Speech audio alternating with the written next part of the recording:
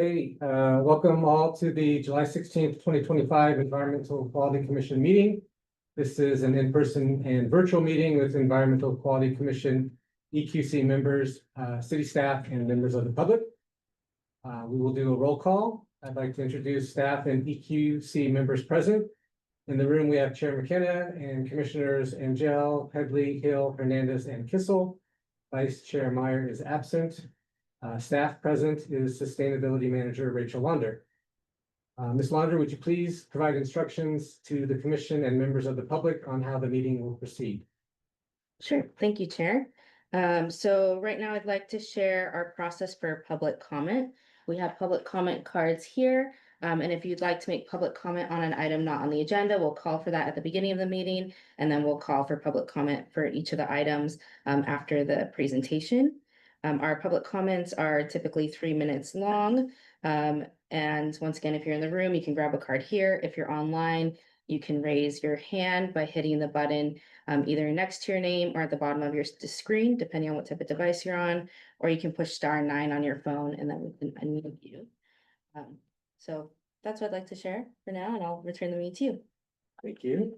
We'll move to item C, public comment. Under public comment, the public may address the commission on any subject not listed on the agenda. Each speaker may address the commission once under public comment for a limit of 3 minutes. While you are not required to provide your name or city of residence, it is helpful. The commission cannot act on items not listed on the agenda, and therefore the commission cannot respond to non-agenda issues brought up under public comment other than to provide general information. Sustainability Manager Launder, could you please call for public comment? Sure. If you'd like to make public comment on an item not on the agenda, we have cards right here for folks in the room. If you're calling in, you can press *9. And if you're on Zoom, you can hit the raise hand button, either to the right of your name with those 3 dots or at the bottom of your screen. And there's no cards in the room and there's no hands online. And we didn't hear anyone hit *9. So we can close public comment for items not on the agenda and return the meeting to you, Chair. Okay, thank you. We'll move to agenda item B, regular business. We will start by approving the June 18th, 2025 Environmental Quality Commission meeting minutes. Are there any clarifying questions from EQC before we take public comment on this item? Not yet. Okay, Ms. Launder, do we have any public comment on this item? If you would like to make public comment on item D1, approve the June 18th, 2025 Environmental Quality Commission meeting minutes, you can get a public comment card and return it to me. If you're online, you can press the raise hand button, either to the right of your name or at the bottom of your screen. Or if you're calling in, you can press *9 and we will be able to unmute you. There are no cards in the room for D1 and no hands online. So we can close public comment for D1 and return it to you, Chair. Thank you. Open it up for discussion and a motion. There is an error that we should correct on how I voted on approving the minutes from the last meeting, the previous one. And so if we could correct that vote from dissented to abstained, then I would move that we approve the June 18th, 2025 Environmental Quality Commission meeting minutes amended to fix Commissioner Hill's vote on the May 21st minutes from dissented to abstained. Any seconds? I'll second. Great. We have a motion by Hill and a second by Headley. Sorry, a motion by Commissioner Hill and a second by Commissioner Headley to approve the June 18th, 2025 Environmental Quality Commission meeting minutes amended to fix Commissioner Hill's vote on the May 21st minutes from dissented to abstained. And I'll do a roll call vote since we have one commissioner absent here. So I'll just go in order of the table. Yeah, Commissioner Hill. Aye. Aye. Aye. Okay, we have 6 in favor, 0 opposed, and 1 absent. So moved. Thank you. Great, thank you. Okay, we will now move to agenda item D2, which is a report out on strategies to reduce vehicle miles traveled by the Transportation Ad Hoc Subcommittee. should we pull the slides up? Happy to. Oh. I do see a raised hand. Do you want me to check in with? Oh, the hand is down. Okay. I will share the slides.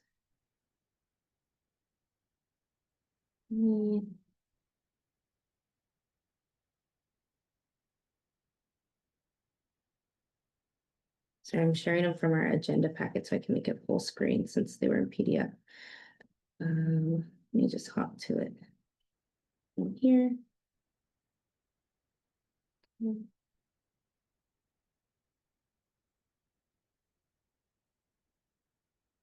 And then feel free to just say next slide and I can advance. Does that work? Yeah, thank you.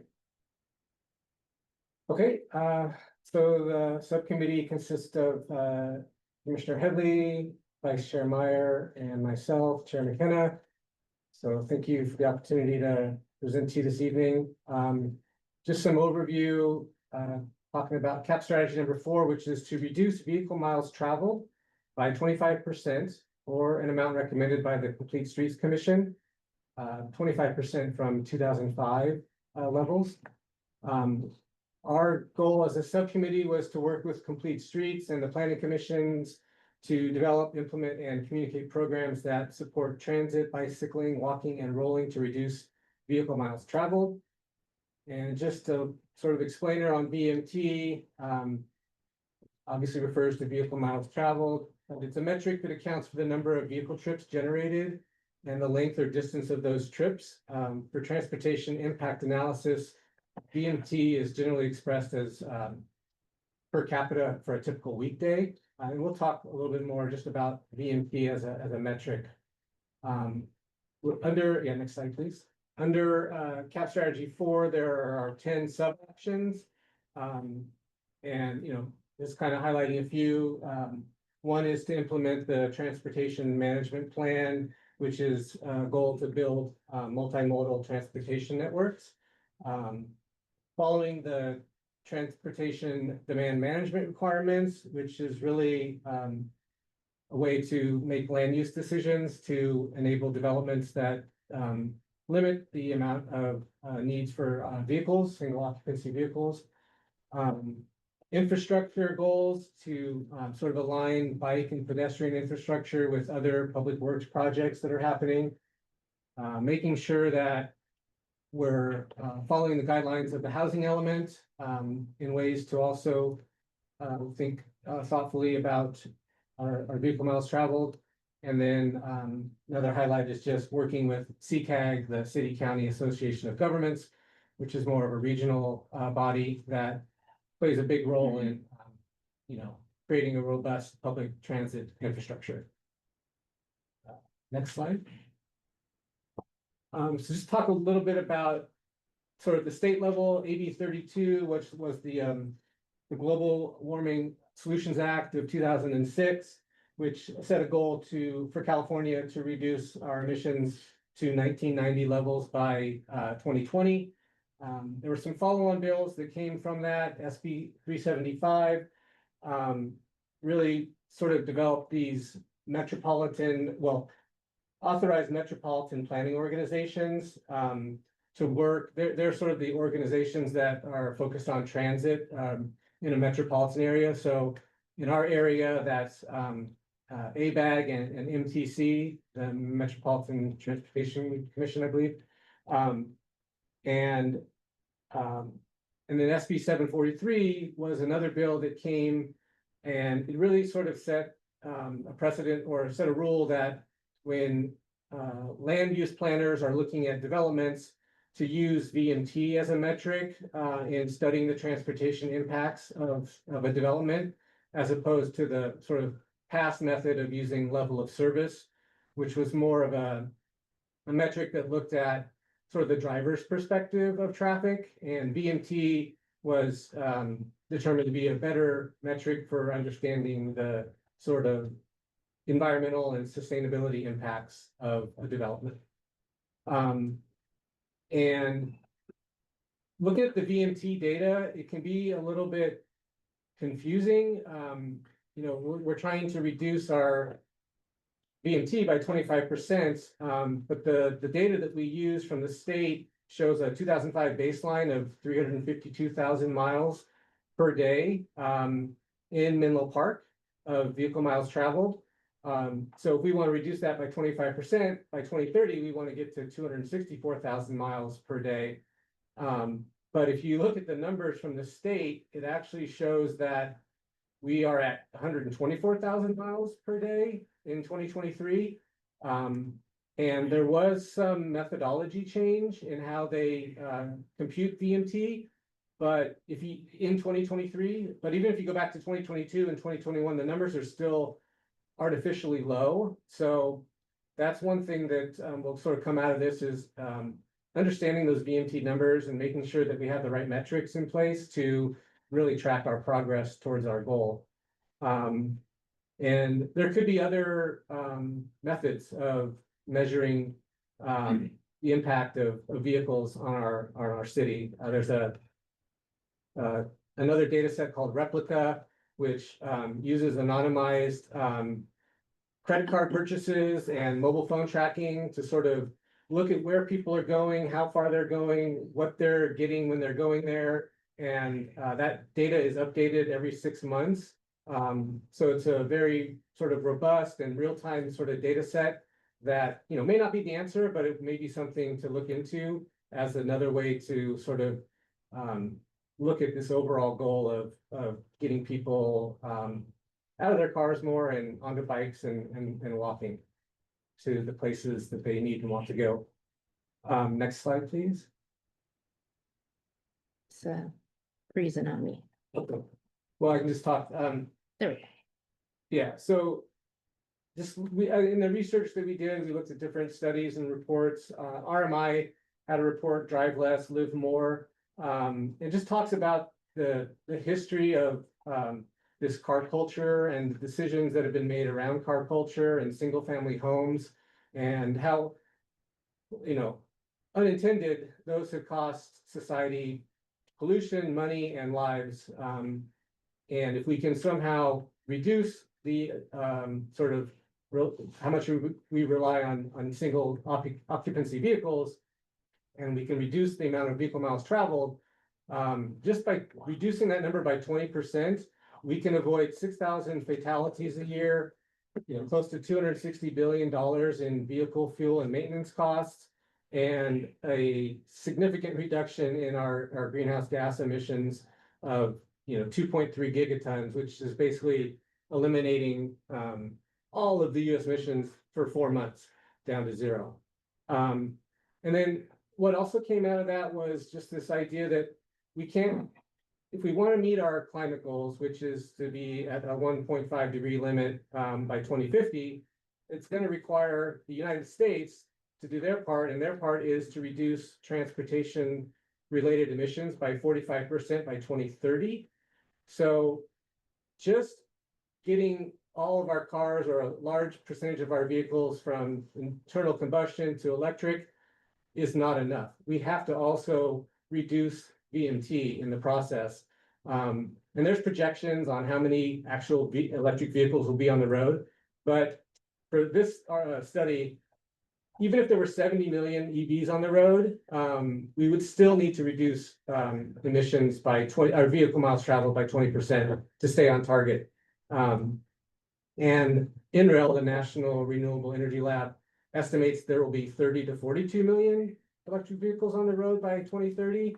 That was prior to any federal changes. So I think my takeaway from this is we need to really think about VMT and creating communities that allow people to walk and bike more and get out of their cars just to stay on our climate targets, but also for health and safety and costs as well. So next slide. And this is just sort of a little bit further analysis of, if we have a certain number of electric vehicles on the road, what's the corresponding amount of VMT we need to reduce? So again, 70 million vehicles, we need to reduce by 20%.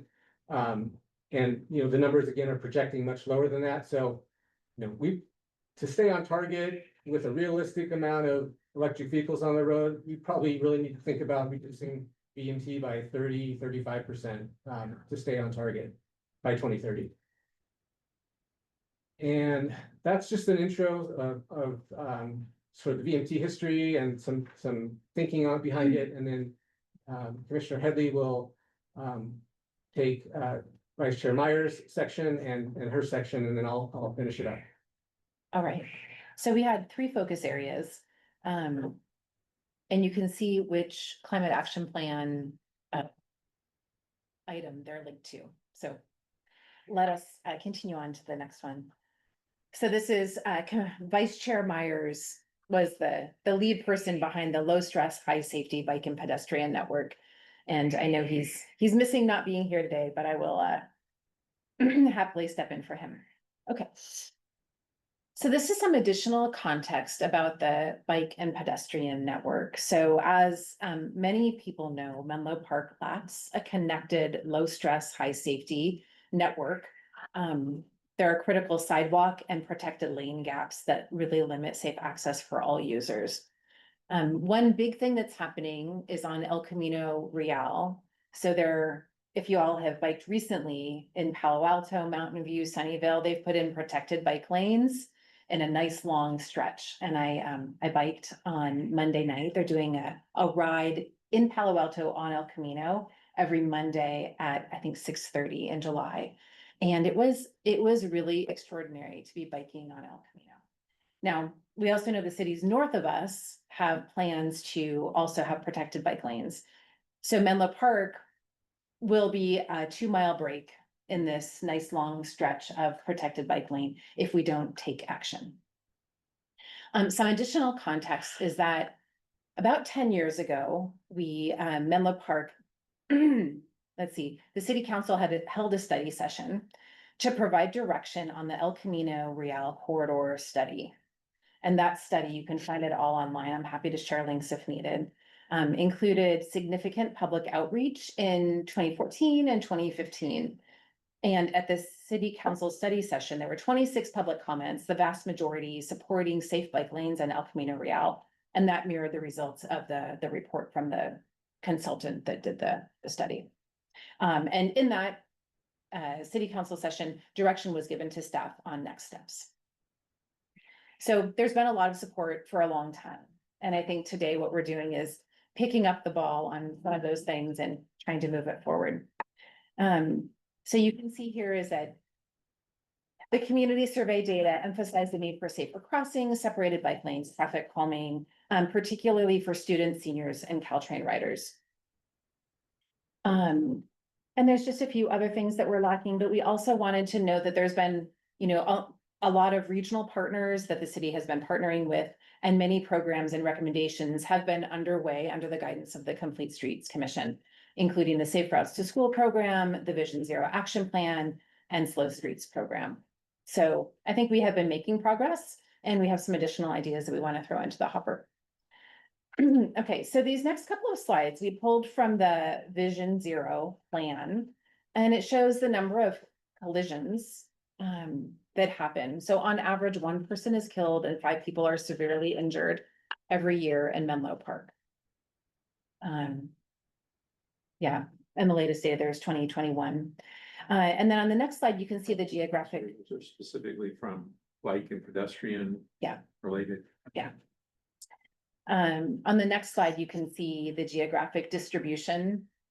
And, like right up the center there is El Camino Real, but you can also see across the middle, just to the left of El Camino, where Middle is.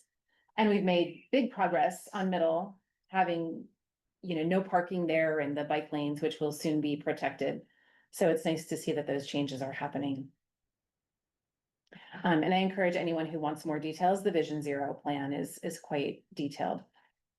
On the next slide, these are photos that John took, yes, our Chair McKenna, if you're coming up El Camino toward Menlo Park, on the left there, you can see the protected bike lane.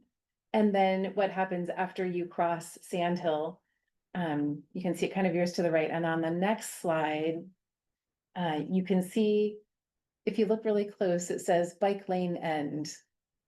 So it's just, it's this nice long stretch of like protected green bikeways, and then we get to Menlo Park and we don't have, it's not continuing. And on the next slide, you can see the shared car and bike lane, kind of what that looks like, and we can just imagine that it's so much safer when bikes have their own protected lane. So on the next slide, we have the recommendations around this topic. So the first one is to begin to create some mobility hubs.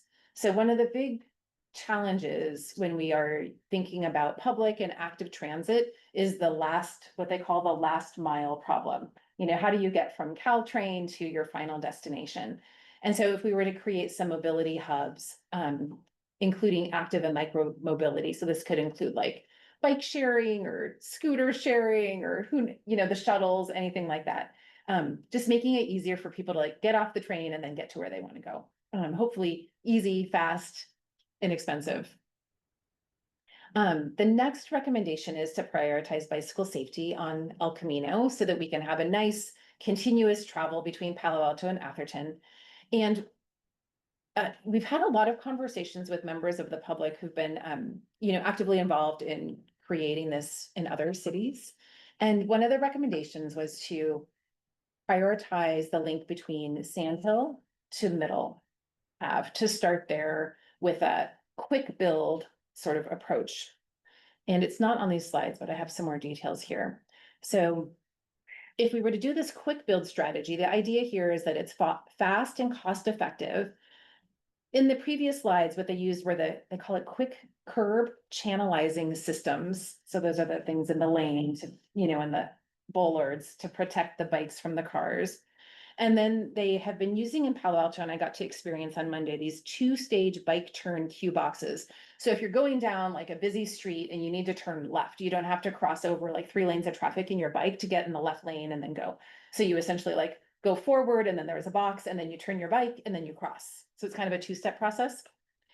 And then a lot of the people on the bike adventure on Monday were talking about how the no right turn on red really makes it safer. So, in the places where we have to have it be shared between the cars and the bikes as you're coming up to an intersection, if there's no right turn on red, we eliminate a lot of the challenges there.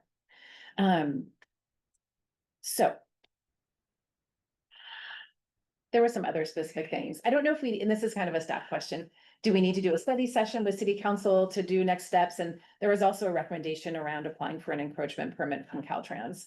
So I just want to say that I'm not sure if those are the exact right next steps.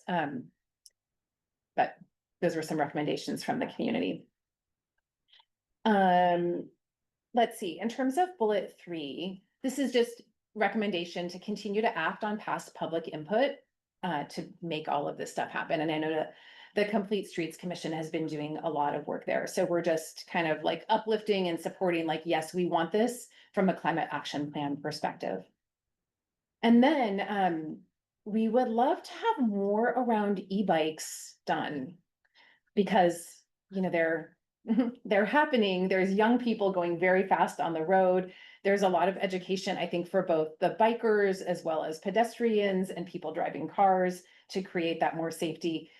So we wanted to have some targeted education, some clear rules, infrastructure for charging and storage, and then some expanded rebates, including like helmets and locks and lights so that people can use these programs or use the bikes more effectively. Yeah. And then the final recommendation would be to coordinate with regional agencies to secure funding, align planning, and join cross-jurisdictional mobility initiatives. So that's the bike and pedestrian network. Okay, so on to supporting regional public transit. So the context here, continuing off what Chair McKenna was saying, is that we really need to get out of our cars to meet our climate action plan goals. And to do that, really, we need a robust, integrated regional public transportation system. And there's some good stuff happening that I want to highlight. So RICAPS has launched 3 implementation groups this last year. The one I really want to focus on is this mode shift group, which is focusing on transitioning away from single occupancy trips in a car. Other things that happened that are good news. So potentially, like, let's see, before June 24th, there was discussion at the state level to cut a whole bunch of funding for public transit. So people in this community were thrilled when the final budget agreement reversed a proposed 1.1 billion set of cuts for transit. So that's going to tide us over for, a period of time, but not forever. So SB 63 is a Senate bill that's would enable multi-county ballot measure to be placed on the November 2026 ballot to provide operating funds for regional transit systems for the next decade. So that seems like a critical piece. Like if we really want to do this public transit piece, that is going to be an important thing to both pass at the state level and then get on the ballot. And then we can decide, do we want to do this in Menlo Park and everyone can vote? Or maybe at it's multi-county. So who knows how that's going to go, but it seems like an important part of ensuring we have funding for public transit. So on the next slide, you can see our recommendations. So the first one is to continue to advocate for funding and coordination at the regional level and dedicating resources to participate in RICAP's mode shift implementation group. I think the city's been coordinating with CCAG to remove cross-jurisdictional barriers, so keep doing that. A lot of this is like, keep doing it. And then I know from our work around the urban forest management plan that we have at least we had a consultant who was helping write grants. So if that person is still available, we would love to pursue regional and state grants. And in the appendix, there is a link to a bunch of state resources that you might tap into. And do that in partnership with other cities and regional agencies to create those unified asks, which seemed really important when the woman from, what was that group, came a couple months ago. And she was talking about there was a lot of money at the state level and how they were really prioritizing giving it to regional solutions. And Yip with Rincon Consultants Yeah. through RICAPS. Yeah, thank you. So let us do that in support of public transit. And the other specific thing we can think about is subsidizing discounts to the Clipper Bay Pass. So the Bay Pass is kind of cool because it connects all of the regional transit systems with one card. But yet it's still expensive. So there are currently discounts for youth and seniors and lower income riders, but there are more things I think we could do if we really wanted to support that as a city. Maybe a specific thing actually connected to this next community engagement. So we would love to have more community engagement on this front. So running campaigns to encourage active and public transit, educating the community about the benefits to doing this, and then incentivizing employers to implement commute reduction programs and provide those transit subsidies. There was a final recommendation in the initial climate action plan, which was to complete a shuttle study, and that was done last December and November. But the thing I wanted to add to this is I had a chance at this bike ride on Monday to talk with the executive director for the Palo Alto Transportation Management Association. And I don't know if you all are familiar with them, but they're a nonprofit organization that's dedicated to making, this is what it says on their website, making commuting easier and more enjoyable for people working in Palo Alto. They have a bunch of programs. Some are income qualified and some have no income limit. And they have partners. So they partner with the city and Caltrain, VTA, and the Palo Alto Community Fund. And then they have members, which are essentially local businesses who are members. And I don't know exactly how that works, but it seems like they are figuring out how to get these transit passes to their employees so they don't have to drive and then use up the valuable parking spaces so they can use public transit, e-bikes, bikes, scooters to get to work. And in terms of the funding, she was telling me that some of the funding comes from the city, the parking garage permit fund. They have money from the city's general fund, money from business memberships, and then miscellaneous grants that they've gotten. So this all funds their programs to help people get out of their cars and make commuting easier. And she seems willing to talk with any of us about what they've done and how we might do it here. And yeah, she has a lot of experience, Justine. And so I'm grateful for well, Catherine Dumont and Ken Kirschner, who connected me with her. And yeah, so there's a lot of good stuff there. I'm gonna pass the ball back to the chair to talk about our final set of recommendations. Thank you, Commissioner Headley. So the last section was just sort of talking about, really about land use decisions, and how they have significant impacts on VMT. There's a number of ways that we can sort of redesign our cities, in a way that, make things more accessible, shorter distances to get to them, and those can have real impacts. If we start to design our cities a little differently, in that way, then we can see just from that alone, a reduction of VMT by 13%, reducing building energy use by up to 16%, and associated greenhouse gas emissions by up to 14%. And another thing that comes into play in terms of land use decisions and developments is parking minimums. Right now, a developer has to meet a certain amount of parking with their development. But there could be different ways to look at that. It doesn't say the new development would have no parking. It just leaves it up a little bit to the developer to decide. So you could either eliminate parking minimums altogether and let the developers decide what is gonna allow them to have a successful project, whether it's, residential or commercial. Or you could even lower the parking minimum requirements, or at least have that as one of the components that, planners will look at in deciding, what is the right amount of parking for a particular development. Right now, the planning commission looks at a new development, and they look at it from like three perspectives. One is, what is sort of traffic or VMT like without the project? What is it with the project with the required minimum parking? Or what is that like with without any parking? And so you could introduce a fourth metric, which was like sort of a hybrid between no parking and the parking minimum, to give them another point to analyze developments and what that impact might be on VMT and traffic.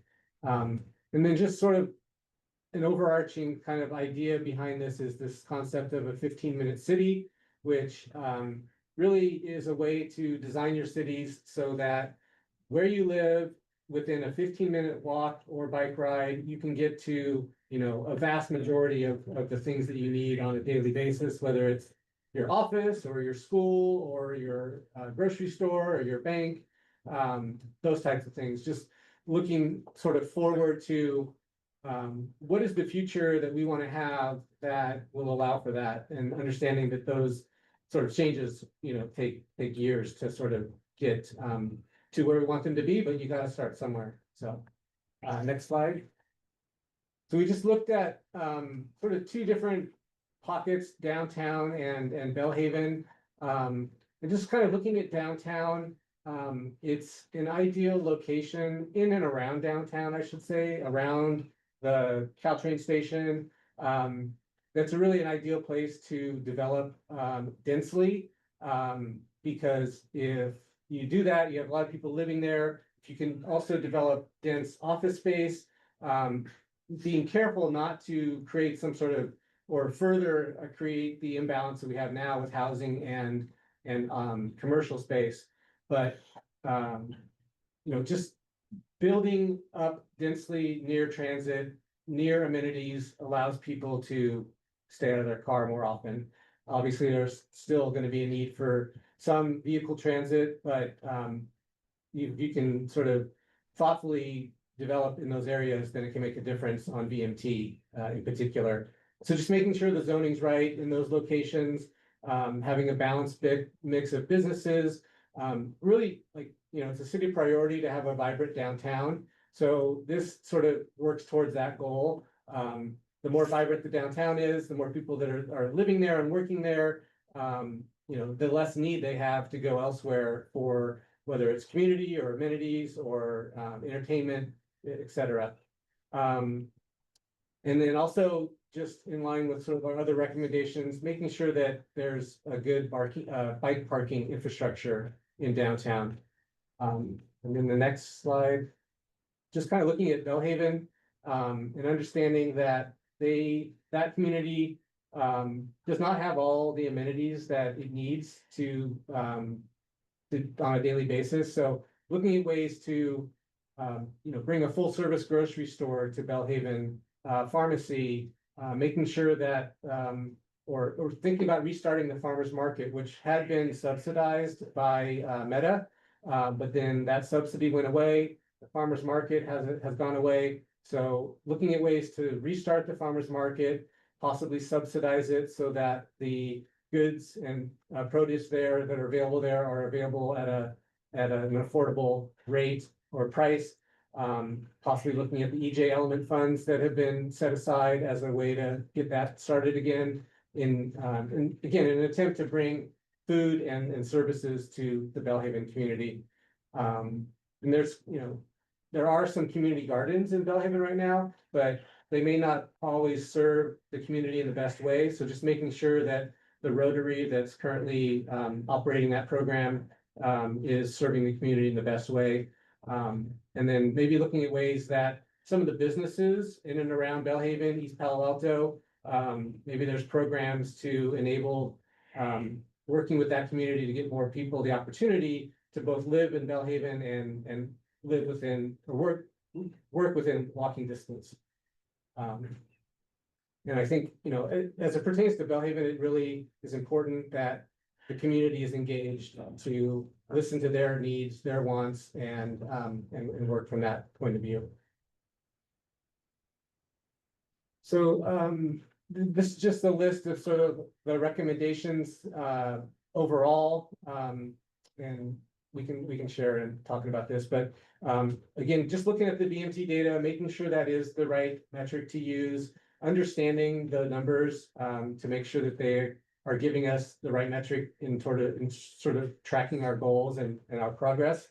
Again, as we spoke about earlier, making sure that El Camino is safe and bicycle friendly, and there's not that gap between Sunnyvale, Mountain View, Palo Alto, and then Atherton, Redwood City, which will all have protected bike lanes in the coming years. The mobility hubs that Commissioner Headley spoke of, the funding for regional transit, the community engagement, continuing our efforts to create a vibrant downtown, redoubling our efforts in Bellhaven to make sure that that community is well served. And then also looking at the parking minimum requirements as another way to sort of encourage the future that we're trying to create. And that's our presentation. Would love to open it up for discussion. I would start with clarifying questions, and then we can move to public comment. Are there any clarifying questions from the commission? I was curious why the measurement of VMTs switched around and if there's any way that it could be useful, the state numbers, rather than having to hunt around for other ones. I don't have the answer. I think it's something that the city might want to look into. And maybe there's another exercise for EQC to sort of understand that metric a little better. And but yeah, it was surprising to me when I looked when the numbers were provided and I looked at them and like, oh, well, we've already met our goal. Why are we wasting our time here? But I think it's clear that we haven't reduced BMT as much as the numbers say, and I think it has something to do with the methodology, and perhaps Manager Launder can speak to that further in discussion. But I don't have a great answer for you. Do we know how much we actually did reduce VMT? No, Do we know what drove the reduction? no, I don't think so. They were at like pandemic numbers when people were driving. Yeah. I mean, I didn't go back even further, but maybe I did, but I didn't put them in the presentation. The numbers seemed off for a long time.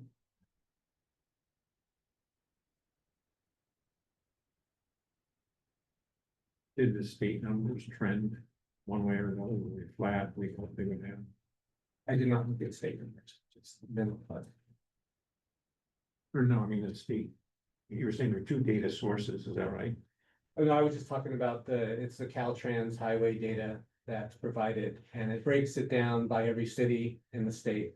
Okay. So it's So nice city, but it's state data. okay, so but there's only one data. And it's modeled. There's one data source that has Yes. discontinuity. Okay, I thought you were saying there were two different data sources that didn't agree with each other. No. Okay, No, it was one data source that seemed a little off. got it. So if we did want to find out what variables drive the biggest drop in VMT within Menlo Park, what would we do? How would we find that? Let's hold off on that for discussion, Okay, and then, this is, are there any other clarifying questions? Can we open up to public comment? Sure, let me open it up for public comment. If you'd like to make public comment on item D2, report out on strategies to reduce vehicle miles traveled by the Transportation Ad Hoc Subcommittee, you can return a card to me if you're in the room. Okay. And if you're online, you can hit the raise hand button. We have quite a few cards in the room, so one moment. 2 online for now.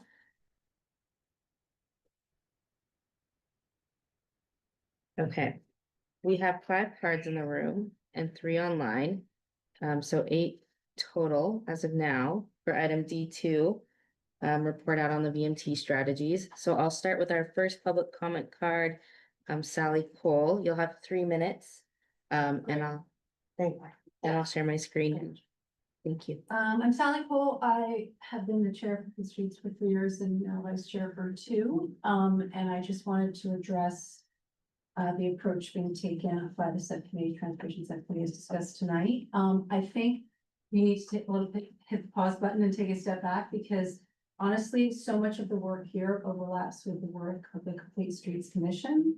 And I just think we owe it to the public who we serve to use the staff times efficiently and respect the fact that the council appoints people to these commissions who have specific expertise in specific areas, and respect the expertise that you bring to the table on Complete Streets. I think my biggest concern here, I'll just give a few examples of the overlap from Nancy's presentation. Network of bike and ped in Menlo Park is already on our work plan, and we're working on it this year, so I don't see really the reason why another commission would. E-bike program, 2 members of the Complete Streets Commission, including myself, just been appointed to a school district task force on this. We've met with Hillview. We are already in gear on an e-bike program.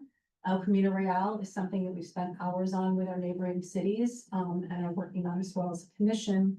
Another example that she gave during the presentation is that this transportation subcommittee has been looking at the Oak Avenue, right, between Sand Hill and Olive. It's basically like saying, let's have Complete Streets work on Middle Avenue between El Camino and Olive, but then the other block or the other stretch of road that follows it, let's have a different commission make transportation infrastructure recommendations on that other block. In my opinion, the expertise we have on Complete Streets has to do with road infrastructure, has to do with traffic, has to do with working with these regional entities. You'd be very surprised how complex it is with what Samtrans owns and El Camino, Caltrans, and then with the city and the county own. These are the things that we develop expertise in and weigh in on, and I think that's why we're appointed by the council, and I think we're the people to do that. So for me, I think the way this is gonna go is it's gonna be very confusing for the public who you talk to about transportation issues. It's gonna be confusing, and I think it's gonna waste staff time. We've got Rachel sitting here who doesn't report into Public Works and channels transportation. We have a staff in Public Works who are transportation experts. When you work on Oak Avenue, are you gonna work with that staff or Rachel? It starts to get really confusing and there's a lot of overlap. We know there's a shortage of city staff. I don't think this is the time to create duplicative work and blurred lines. I think we owe it to the city and again to the public who we represent to respect people's jurisdictions and remits, respect their expertise and ownership, and have clear lines. I would not recommend that the committee begin with any of this work until potentially the city council gets involved, looking at this granular level and deciding which of these things belong in CSE's jurisdiction and which belong in this commission's jurisdiction. It just makes going to be a lot more sense. We're all gonna line up in a row and work in a focused and expertise-driven way on the problems that we all really care about. I think the other thing too is that I do question the premise of this chart. The climate action plan is something that all the commissions work on. It's climate, it's everywhere. All of our work touches on climate. I don't agree with what I believe is the assumption here, that somehow EQC owns the climate action plan for the city. No, don't agree. In fact, I think we own strategy number 4 for the city. And if you look at our work plan and if you look at what we do every day as Complete Streets, we work on those issues. And I think we have the expertise to do it. We appreciate what you said about support and encouragement. We can always use support and public comment. And there are probably some things on here that that were appropriate for this commission to own. I think it's great that you work with the police and patrol cars. That has nothing to do with street infrastructure. We don't have the expertise in that. We shouldn't have worked on that. I think it's great you picked it up. But I do think this is going to create a lot of confusion, and we really need to take a moment and before anyone starts working on some of these recommendations, really split up the work in a very clear way. Thanks. Thank you for your comment. Our next public comment in the room is Catherine Dumont. You can start whenever you're ready. Hi, I'm Catherine Dumont. I'm a Menlo Park resident and I'm also here tonight to take a position of support on behalf of Menlo Together, where the organization I belong to. And the focus areas of the low stress, high safety bike ped network, the supporting regional public transit and co-locating housing and services are fully aligned with our values, and which are equity, sustainability, inclusion, health, and racial and economic justice. And our vision, which is a city that is integrated and diverse, multi-generational, and environmentally sustainable. And we envision an accessible and inviting downtown Menlo Park with housing at all affordability levels, much less solo driving, with pedestrian and bike friendly spaces developed to produce net zero greenhouse gases. So when I was reviewing this presentation, felt it really hit all of the values and wanted to represent the position of support for Menlo Together. And then on a personal note, I also have been riding the Monday evening bike rides that Justine Burt has been from Patna has been hosting. And it's really a lovely little social ride that I encourage everyone to come out and do. We leave from Dots at 6:30. We have 2 more Monday nights in July that are planned. So it's quite an experience. And I'm also a volunteer with Silicon Valley Bike Coalition, and so I've talked to a lot of people about bike safety, and I talked to a couple of people who had ridden the new bike lanes, and one of them commented that it was a transformative experience. So riding El Camino with the new infrastructure. So thanks. Thank you for your comment. And our next comment is Jocelyn Anayago. Start whenever you're ready. Yes, Jocelyn here with Menlo Star. I just wanted to express my also my support for the recommendation listed by the subcommittee, but most especially for the recommendations listed for the for a safer bike and pedestrian network. And I think some of that support comes from my reviewing of a previous mobility report conducted by Menlo Spark back in 2018, with a special emphasis on getting some community feedback from Belhaven residents.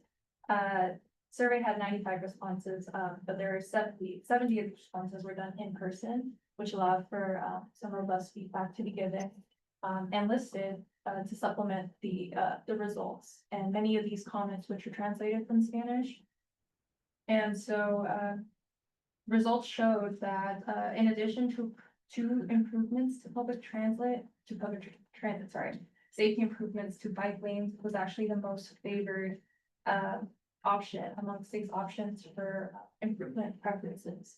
And so I think that that really contributes to Commissioner Headley's point that, there's the need maybe to contribute and act on past public input that has already been recorded and given.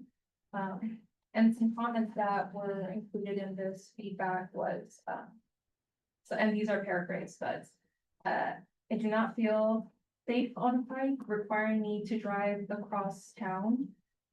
Also, the opinion that many are discouraged from bikes and walking due to car traffic, and these are just common themes that were shown in many of these comments. And in addition, there were some comments asking for safer bike lanes on El Camino. And so just wanted to express that and explain that that influences my support for those recommendations. Thank you. Thank you for your comment. Our next comment is from Brian Schmidt. Whenever you're ready. Hi folks, Brian Schmidt with Menlo Spark. Thought I'd start out by mentioning how much I support the work of the Complete Streets Commission and had the opportunity to attend some of their meetings remotely, met with commission members, and felt a little guilty that I haven't done more on that side, but I think the Complete Streets Commission does some great work. And in looking at what is being discussed today, I tend to think the overall framework is yes and. There's a lot to be done, and so there's good reason for multiple bodies to be involved. There is an issue of duplication. I've been involved with government since before I had gray hair. Duplication tends to happen, but you could try and look and make sure and try and limit it when it can. So the yes and these recommendations that the subcommittees have proposed seem to be very well spoken for and something to be pursued in conjunction with working closely with the Complete Streets Commission and of course with City Council in figuring out what is the best use of staff and commission time.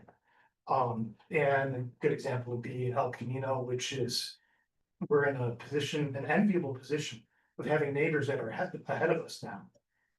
And that gives us the opportunity to accomplish a lot more by working on that. I think this is an opportunity then to move forward with that with new funding opportunities that it can happen on El Camino.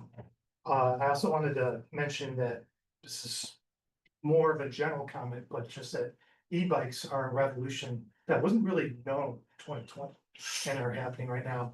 An example would be just today, I read that in Europe, they are rolling out wireless recharging of e-bikes. Which I thought would be a fantastic thing as a perk that businesses or governments can have to help people charge, especially because the amount of charge that an e-bike takes is not very much. People might remember 10 years ago, public chargers for EVs were often free. This could be happening again and help facilitate something like that. So broader consideration of what e-bikes can do, I think could be useful. And then finally, a comment about integrating bike lanes and regional transit and infill. Is you could look to what Palo Alto did on getting bike lanes and getting political support and buy-in support. What they did is, my understanding is they did a lot of subsidization of public transit of those Clipper cards for businesses, for their employees that were on El Camino. And that could also not just be for, say, El Camino, but for if the infill is built on those downtown parking lots, helping support the businesses in those areas by providing something like that and supporting public transit at the same time. And I thought it was also really interesting, the idea that parking garage can be can provide financial support, and I'm out of time. So thank you. Thank you for your comment. Our final comment in the room, Hannah Headley, whenever you're ready. Hi, my name is Hannah Headley. I'm a resident of Menlo Park. I grew up here. And I wanted to come and just voice my support for the initiative to add bike lanes to El Camino in Menlo Park. I grew up in a biking family. I bike to school every day, starting from kindergarten.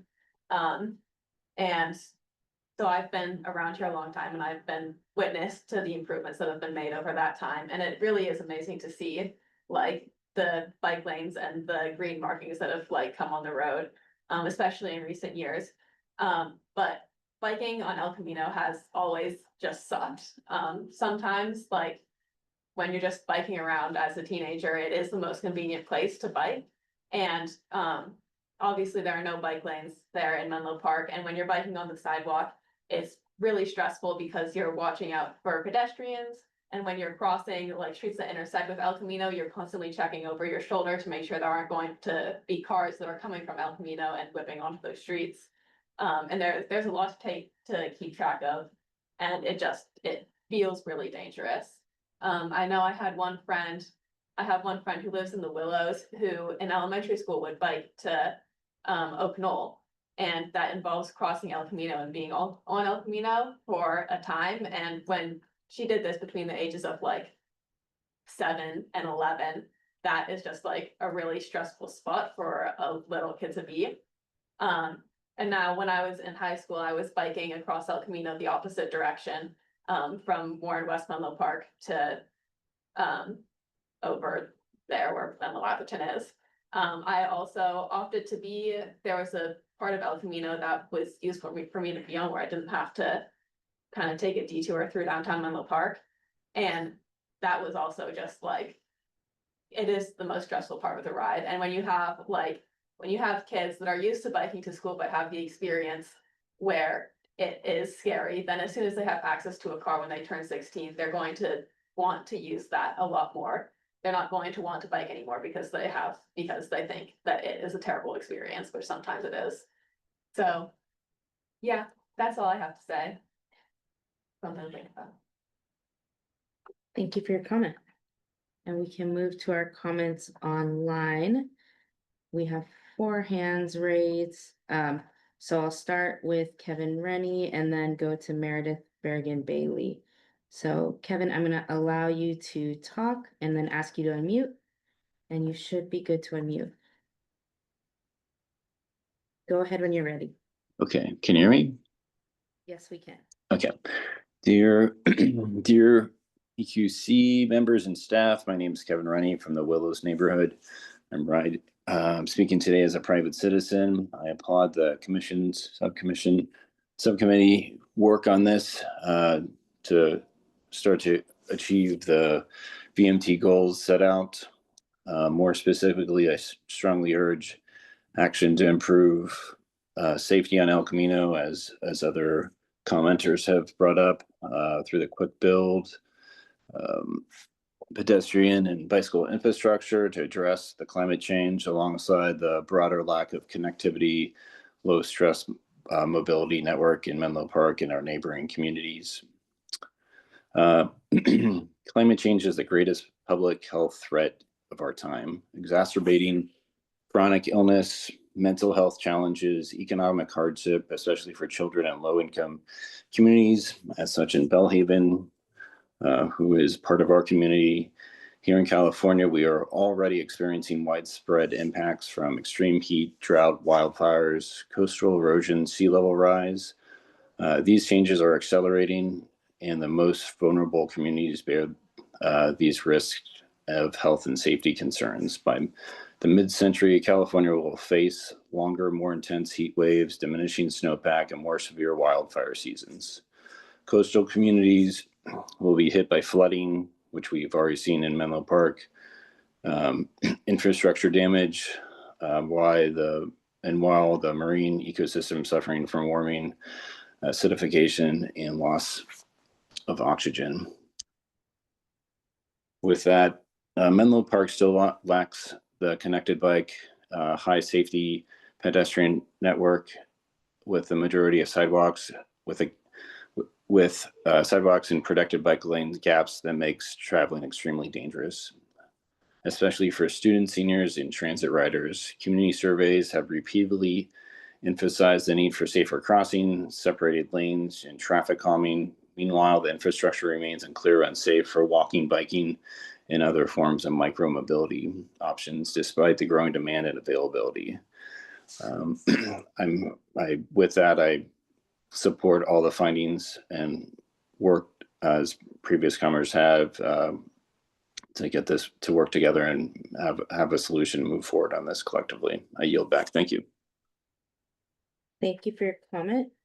Our next, let me mute you, and then our next public commenter is gonna be Meredith Bergen Bailey, followed by Ken Kirschner. So Meredith, I'm gonna allow you to unmute. Oops. Did you get that ping, Meredith?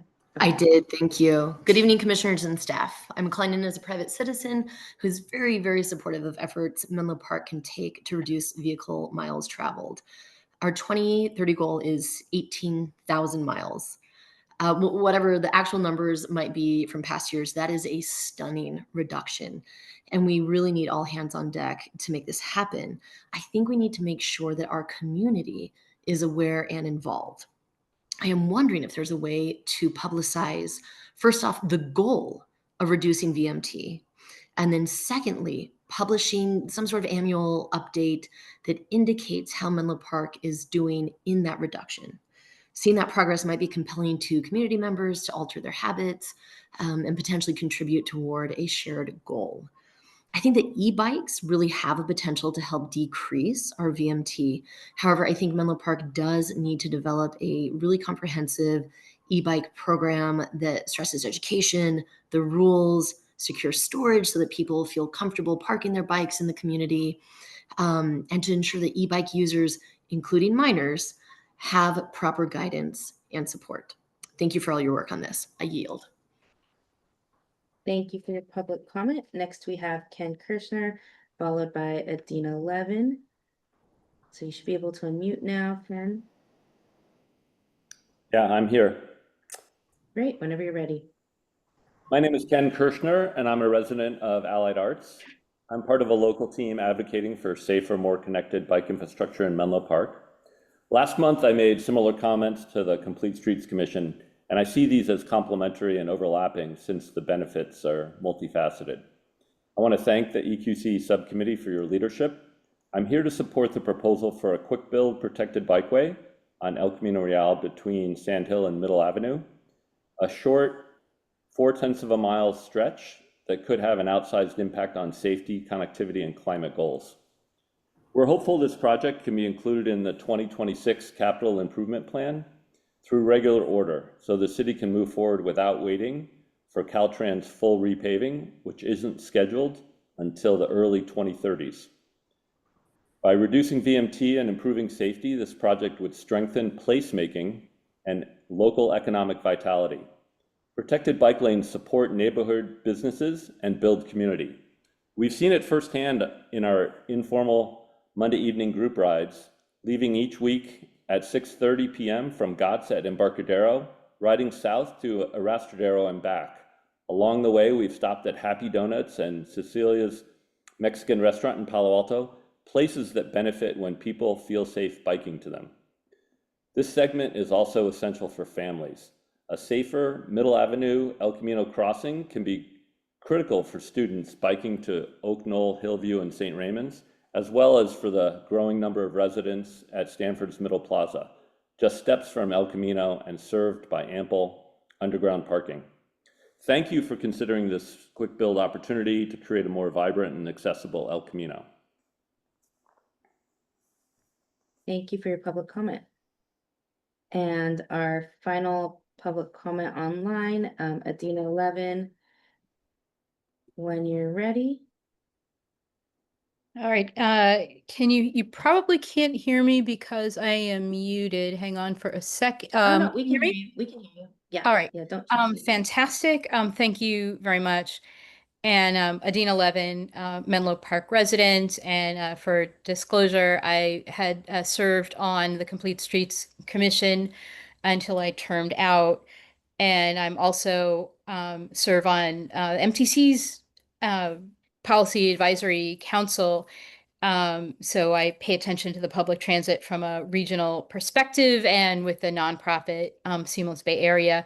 Wanted to really thank the EQC for the really thoughtful look at strategies to reduce vehicle miles traveled for Menlo Park. want to really thank the EQC for the good recommendation to for the city to be more proactive in supporting the regional transit system on which our VMT goals really depend on. And by the way, in doing that, it's not just the City County Association of Governments, but there right now the county is deciding whether to join a regional funding measure, and Samtrans is actually the agency that's going to make that decision. And with CCAG and the San Mateo County Transportation Authority making recommendations.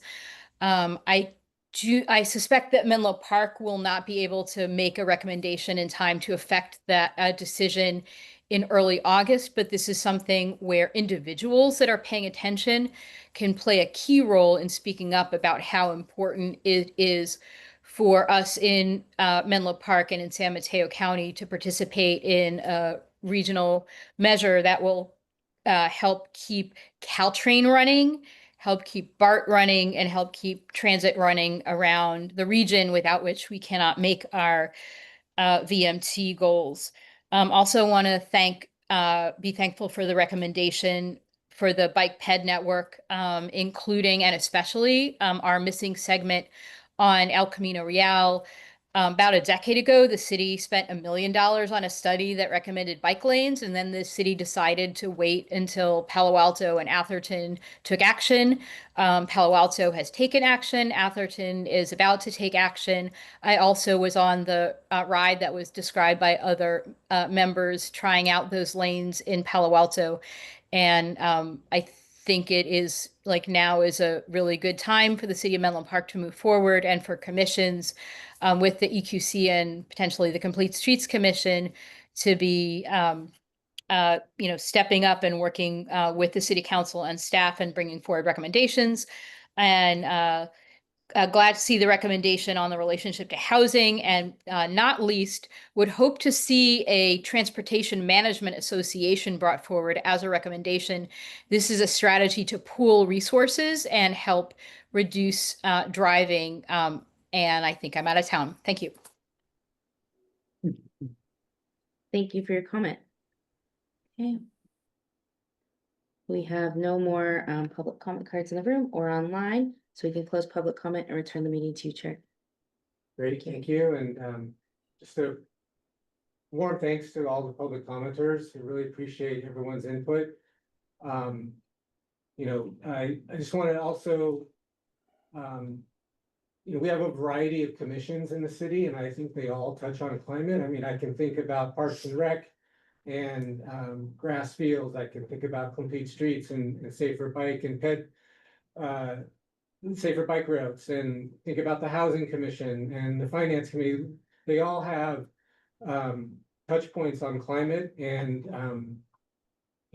we're all working towards this similar goal of a better future for our community and our children.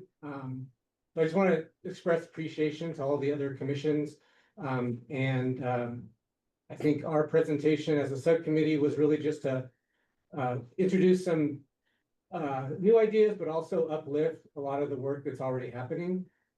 So I also wanted to just say that I think what will come out of this agenda item is not necessarily a recommendation to City Council. What we can do as a commission is think about what we want to elevate, and I can present that when I do my chair report to the council next month. So I want to open it up to discussion and comments, and hear from the commission.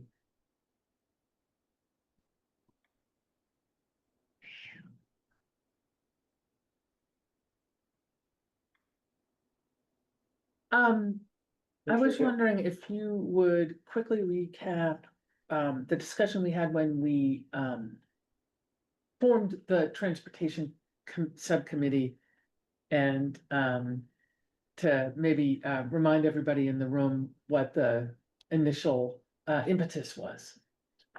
Yeah, I think, we have 6 actions in our climate action plan. One of them is, and again, our goal as a community is to get to net zero by 2030. And in the climate action plan, it says that we need to reduce VMT either by 25% or an amount recommended by Complete Streets Commission.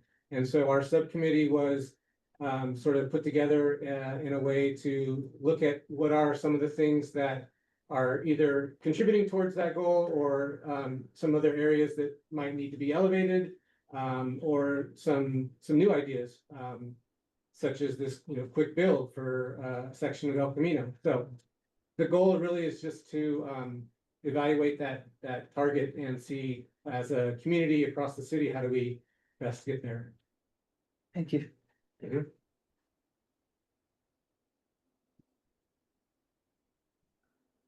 I guess I'd ask, how have we in the past worked with other commissions where there's overlapping goals and objectives? I heard what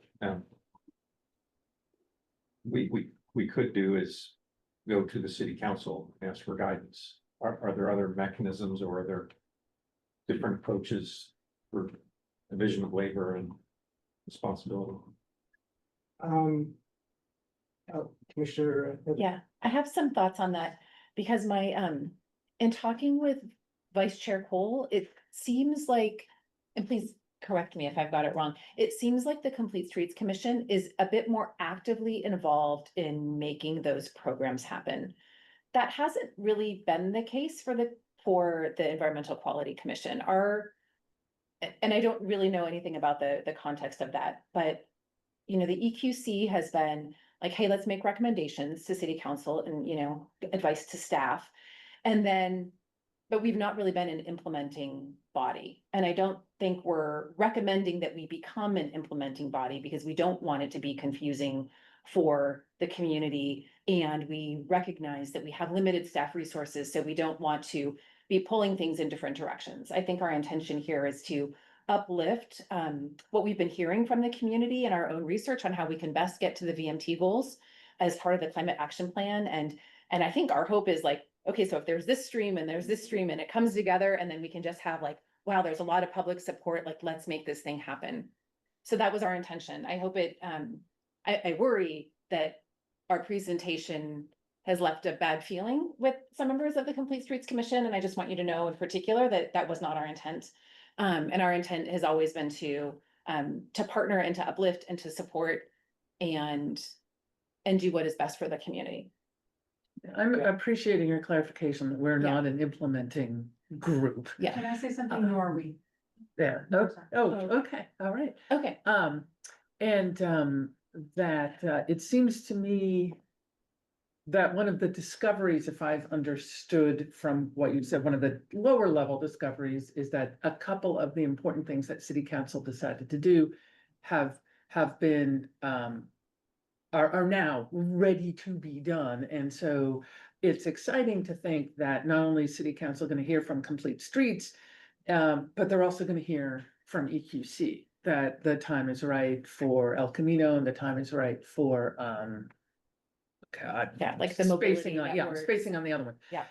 So it's exciting to think that you guys spent the time, and I'm really appreciating the detail that you did to at the very least inform those of us on this committee about what's going on in this, and but also to provide Rachel and the sustainability department with a kind of a mandate to sort of pass along and add new visibility and fuel things that have already been getting visibility and fuel.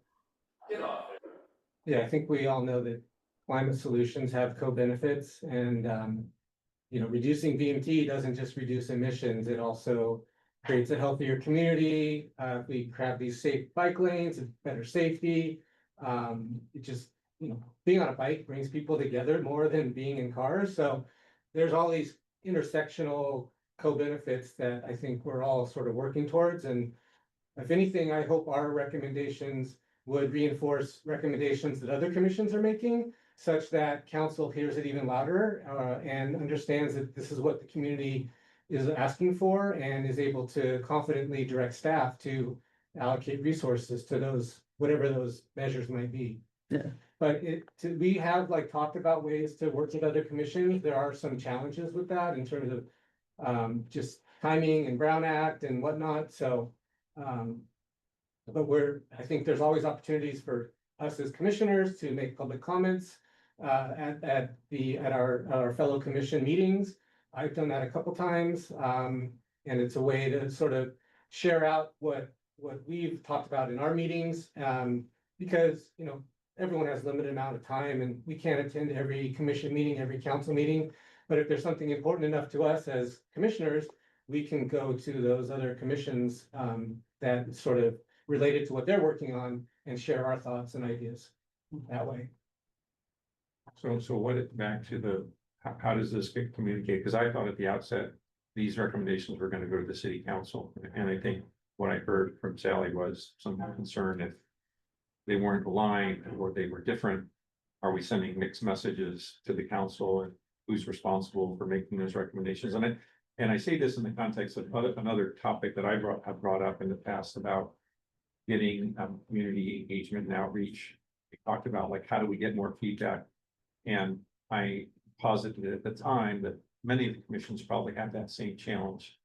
And so at the time I was thinking, and it never kind of went anywhere, and I think we could, is how do we work with other commissions? So like, if all the commissions need a better way to get input from our community stakeholders, I don't know what the mechanism is to do that. And so I think this is another one of those situations where how do multiple commissions who all are trying to contribute to addressing similar objectives and goals work together along with the city council?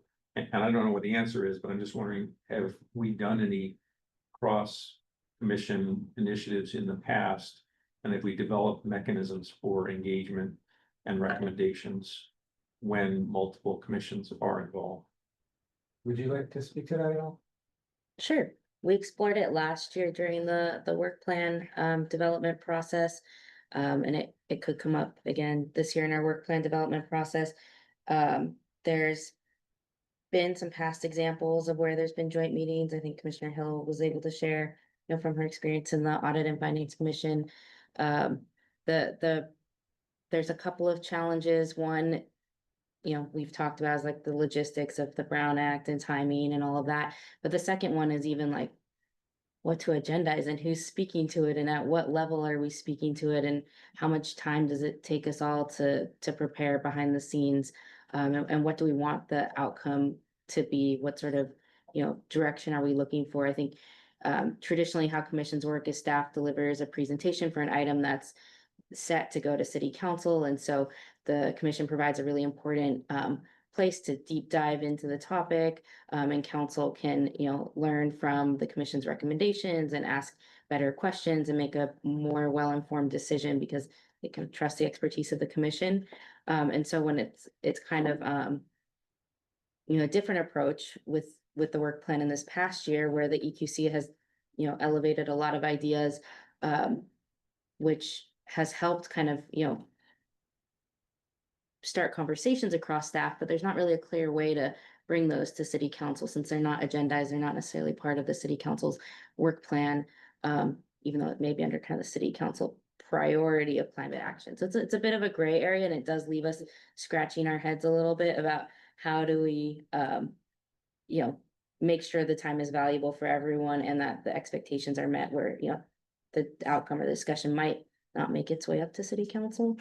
So thinking about how, you know, all of the commissions, and maybe that's true, maybe it's not, have an interest in community engagement.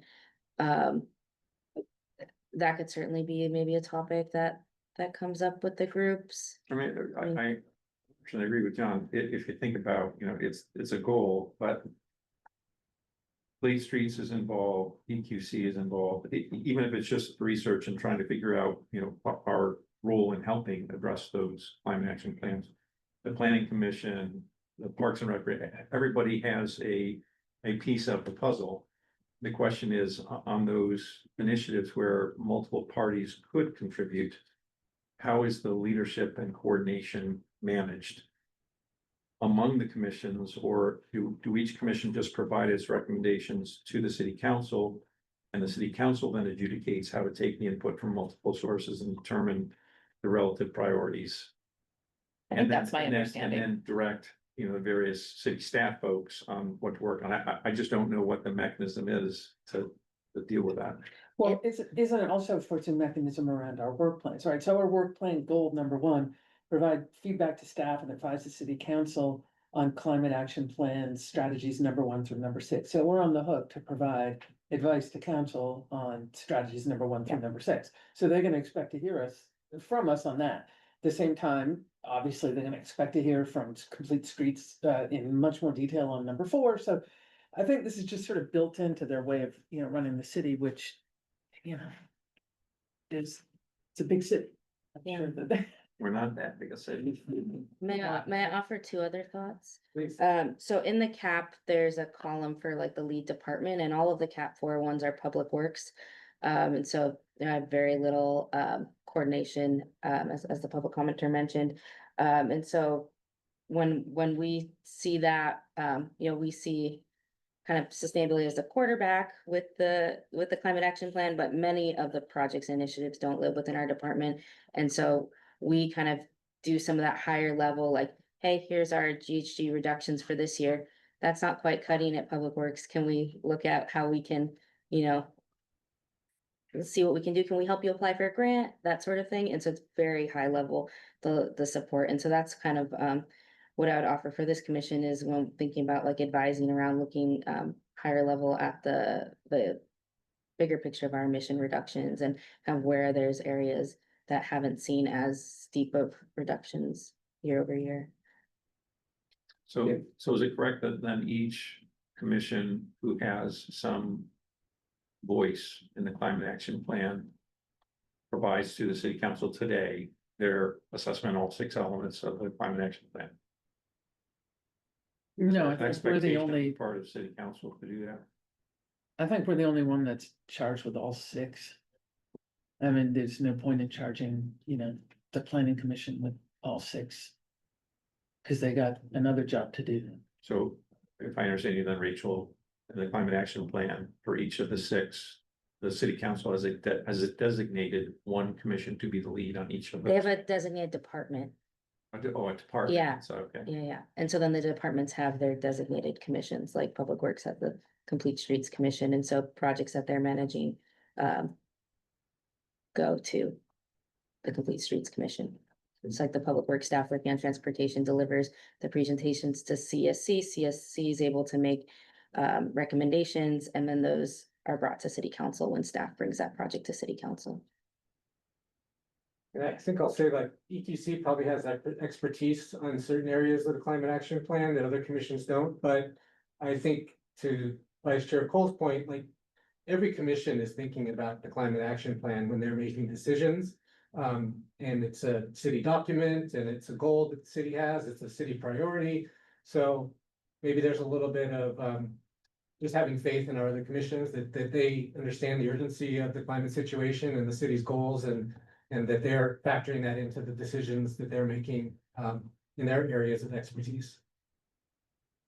So can I ask Vice Chair Cole in this forum, to respond to her original comment? And so do you have a recommendation so what I heard you say is let's pause, let's figure out how to divide responsibilities so that we're not duplicating effort. Has your commission done that with other initiatives in the past? And what recommendation do you have as far as the mechanism? Because I think we all share the same goal. Yeah. And so the question is, how do we divide responsibilities and actions and communications? Yeah. So that we don't have overlapping confusion. Yeah, I think, thank you for your question. I do think that, as I said, all commissions have a role in supporting climate action plan, which we all know to be of like really critical importance to the city. I think that it works best for all commissions, not just Complete Streets, not just PWC. That we think about what it means to recommend something to city council. So as Rachel just described, you'll get a staff report about Middle Ave.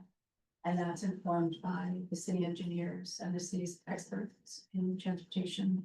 And they'll be recommending to us very specific infrastructural improvements. And they'll discuss what the options were and why they chose their options. So we're digging really deep in there using our expertise and theirs. what we know from observation, to come with recommendations from council. Where I think this could go wrong is that we make a recommendation informed by all of that, and then another commission makes a recommendation on the same topic, uninformed by all of that, and then for the council, that's confusing. And then I think the other recommendation is almost just, it's like it has less value. And I don't know if you should be doing that or putting time to that. So my recommendation about structure is that, why I said, let's hit pause, is that I think one way to do this is there's a lead commission established for every topic that's been covered tonight, about all the ideas that many have been very good about how we can reduce VMT and advance the climate action plan. That we establish the lead commission. And that I don't think, whether it's EQC or housing planning, we should be overlapping work and recommend, informed recommendations to council on things that another commission's leading. I thought a lot about collaboration today and how this could work a bit differently. And honestly, if there's someone on this subcommittee, there's many ways we can do this. Someone on this transportation subcommittee who has a real interest in one thing particularly, like Eat Bike program, or El Camino, join a subcommittee on clean streets. And maybe there's different ways we can work this. But I think ultimately establishing the lead content is really important to make the recommendations in the council. And then I think there's also a lot of opportunity here to establish things that EQC could take a lead on that don't require the expertise of what I think we offer, which is expertise about road infrastructure, traffic, and bike ped safety, or we've been investing. So I just think investing some time on this particular issue, which we all know be crucial, want to contribute on, to just kind of establish the owners and lanes, everyone can go forward. But the way it is now, I think there's going to be a lot of overlap. That's parts. So I'm happy to maybe we meet together, do that kind of exercise, and then we consult city council and say, was this your intention in terms of how you want these issues staffed and what are the actions? So how does this sound? We as a body sort of think about what we want to recommend city council, and then that would be in my annual report. But before making any of those recommendations that we decide upon here, I would consult with the appropriate commission to make sure it aligns with what they're also recommending, so that there isn't this sort of different ideas on the same topic, or make sure there's more alignment. Is that within could we structure it that way? Sustainability Manager Lunder? Just to sort of close out this agenda item? I think it would be worthwhile kind of outside this meeting still to do a check-in with the Complete Streets Commission and our Public Works team, but Yeah. but that sounds like I think what I'm hearing, it sounds like it makes sense. So we'll make some recommendations that potentially could, as a commission, that like we normally do. Right. And then based on this topic, on what do we want to elevate as things that we think are really important to reduce VMT, and then that could be part of my annual report month, but all of those ideas would sort of get vetted with the appropriate commission, whether it's Complete Streets or housing or planning or whatever. Yeah, I think it'd be helpful to name that in the recommendation. Okay, so we can see what recommendations come forth, and then we can sort of peg what commission would want to be sort of involved before that recommendation is made to the council. Will other commissions be making recommendations at the same meeting since the cap is being discussed, or is it only EQC? Are there other commissions presenting at that meeting? There are 2 other commissions presenting at that meeting. It's part of the annual commission report out. It's a separate item than the cap progress. Do you know who the other two are? Yeah, let me pull it up. If I seem to remember, the report out is along the lines of, here are the different things that we did, here was our work plan, it isn't so much, detail about, we recommend that the city. council Actually, do X, Y, Z. it's an opportunity for us to ask city council to provide direction to staff. Okay. So, and we've done that in the past, like when we wanted to update our description away from solely focusing on heritage trees to the broader mandate of what we were already working on in terms of the climate action plan.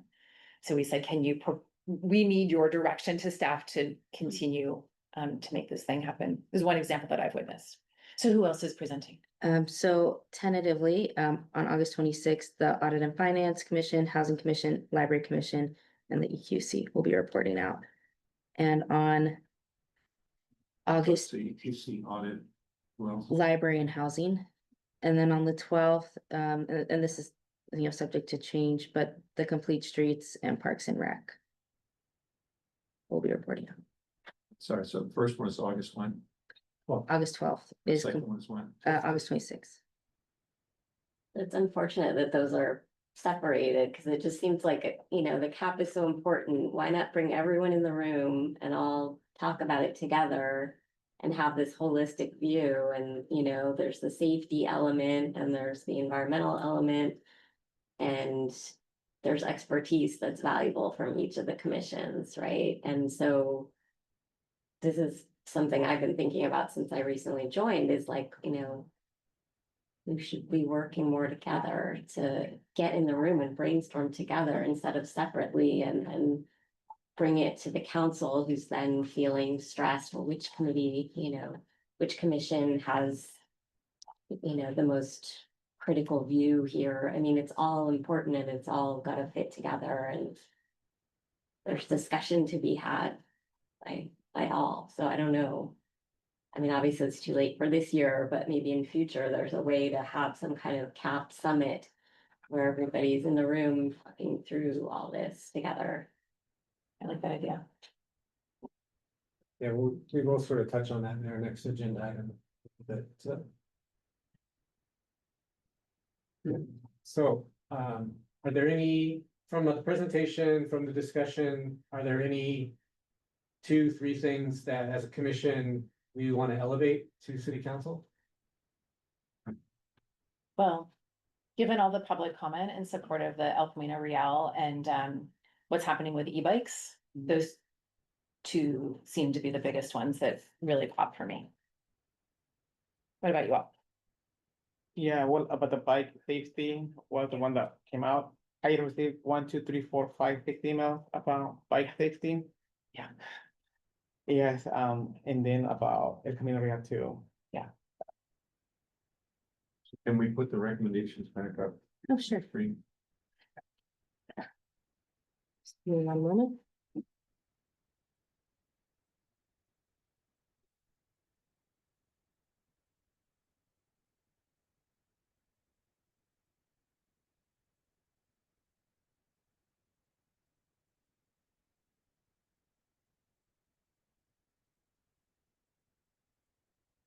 One thing we might talk about is the difference between, because these are a lot of recommendations. We've covered a lot of ground here. And I think the original intention of this agenda item was to give some guidance recommendations to staff. So there's a lot of good ideas, but I think for me, it's like, which ones need to be elevated to city council? So I don't know if there's any other guidance you want to give to the commission as we Well, look I at. think we might think about which of these need to be elevated to other commissions. For instance, a number of these would go in from the planning commission, the housing. Right, like the commission, parking minimums. and there's no, as we've been saying, there's no point in not letting them know we had this idea. Yeah. I don't know how we would pass them along. Well, it could be through the public comments that our chair recommended. And given, it's interesting working in government, there's, very kind of structured ways of operating. And I think we will have our most success if we work within that structure. So, attend, make a public comment, send emails until we can have something more creative. Yeah, and so maybe we talk about here is which things do we want to elevate to different commissions? Which things do we want to elevate to city council? Or maybe even if we go to city council, because that's coming up fast, is like, hey, here's the 5 things we would really like. And then we have an asterisk, like, obviously this one needs to like be vetted in a more serious way with the housing or the housing commission or the planning commission or Complete Streets. But kind of like, we think this is important, please follow up with them, something like that. In case we can't, because I think the other thing I'm concerned about in terms of timing is would we be able to get an official blessing from the different commissions between now and August 12th? That's highly unlikely, given how much time it takes to get something on the agenda. So we might have to say, here's what we think. But this other organization, they're the lead. So please defer to them, but other organization, please know that we care about this and we think it should be important. And we can have some other follow-ups with them, like maybe we can variously take it upon ourselves to attend and make recommendations this month. When you say attend other commission meetings and make public comment at those. So I just want to get staff's input on the data, and make sure that it wasn't just the subcommittee, albeit me, confused by the numbers. And get your take on the numbers, and if you think it's a worthy use of time to make sure that that is the right metric, or, is it the right tool to track progress? Does it require further study, the VT numbers? I'm glad you've zoomed out on that because we are also perplexed by the numbers. We've had a little bit of time to study, but not enough. We have learned that the cap was first established with Caltrans VMT, but some of our more recent inventories are MTC VMT, and the county asserts that MTC's numbers are going to be more accurate. But there's still a lot to kind of reconcile that. And so in a meeting with the CSC liaison, Katrine Machi, and Public Works Director Azalea Mitch, it came up that, this could be a part of the CSC's work plan. And so they're going to be proposing that to the CSC that they work on coming up with a new metric for the cap, starting with, understanding the data that's out there. So I think that's well taken care of with the CSC. But it does remain to become an outstanding issue as we work through, the implementation of the cap. But we do have, emission reduction data and just GHG. That's fairly straightforward. And looking at our inventory, like building energy, for example, is 119,000 metric tons of carbon dioxide emissions per year, and on-road transportation is 138,000. So it is a bigger slice of the pie.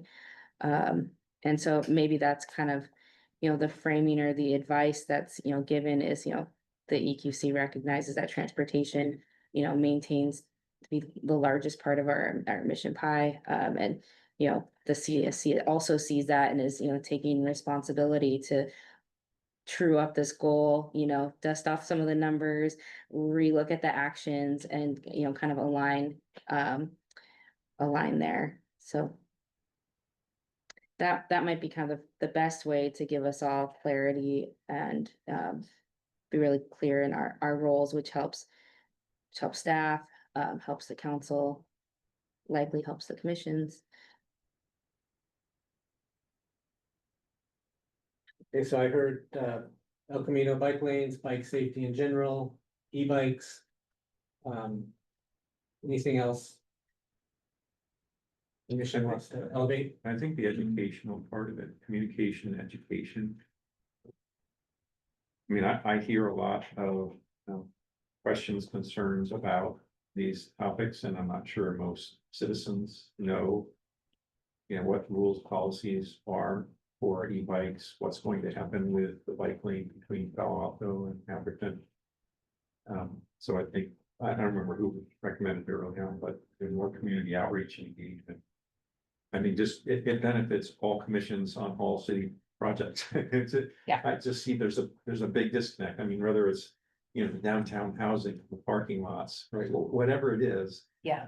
But our ability to communicate with constituents is limited. When it depends on people showing up at the farmer's market on Saturday to get your slice of, insight, we're just not getting good insight. So anything that we can do to partnering with other commissions, with city staff, I just think If we want to serve our constituents, we need to we need to communicate to them and engage them.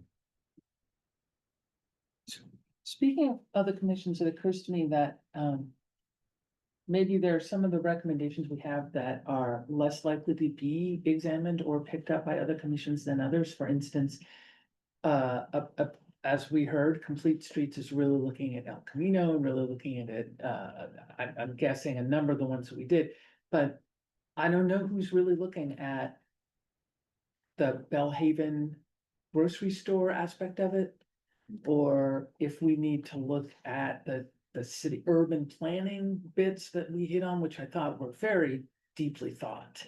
Perhaps those are the ones we want to elevate, unless planning is looking at that, but I don't think that's what they do. I wonder, Yeah, I actually had a question about the grocery store in Bellhaven. Wasn't that part of the Facebook project? Wasn't that a big point thought it of was. negotiation? It's to ensure that there was gonna be, More it's gonna be there and there's gonna be enough subsidy and, I mean, it was a big, for a long time, so I thought that was an addressed issue. Well, it is part of the project, but I think there's uncertainty about the viability of that project actually happening in light of, you know, large companies and their needs for office space, so. Yeah, it was a problem that might have been solved, but May not be. So, The timing is so the uncertain. recommendation is independent of that Facebook development. How do we address amenities in Bellhaven to reduce EMT? yeah, and I don't know if there was like a specific recommendation, it was really more just, looking at ways for the Bellhaven community to have more of the goods and services that they need within a short distance, and really engaging with that community to understand what those needs are. And then for whatever, you know, ability the city has to influence that, then to look at ways to do that. And Rachel, what other commissions or departments would otherwise be looking at that? Because I think Susanna's point about, you know, where should we focus our efforts is in the areas that some other constituency isn't likely to have focused on. Yeah, I can appreciate that for the recommendation. The environmental justice element now lives within the sustainability department as far as implementation. And so there's multiple food measures. That's one of the top three identified community priorities, and many of them are assigned to CMO at this point. So, city manager's office, where sustainability lives. So that could be an appropriate area to dive into next year in the work plan, or to elevate today in a recommendation that, you know, the EQC recommends that, you know, they take a larger role and however it shapes out to be. What were those recommendations again? Back to your list They of were- priorities, and it seems like maybe Continuing efforts to, Focusing Bellhaven does sound like that's harder to address.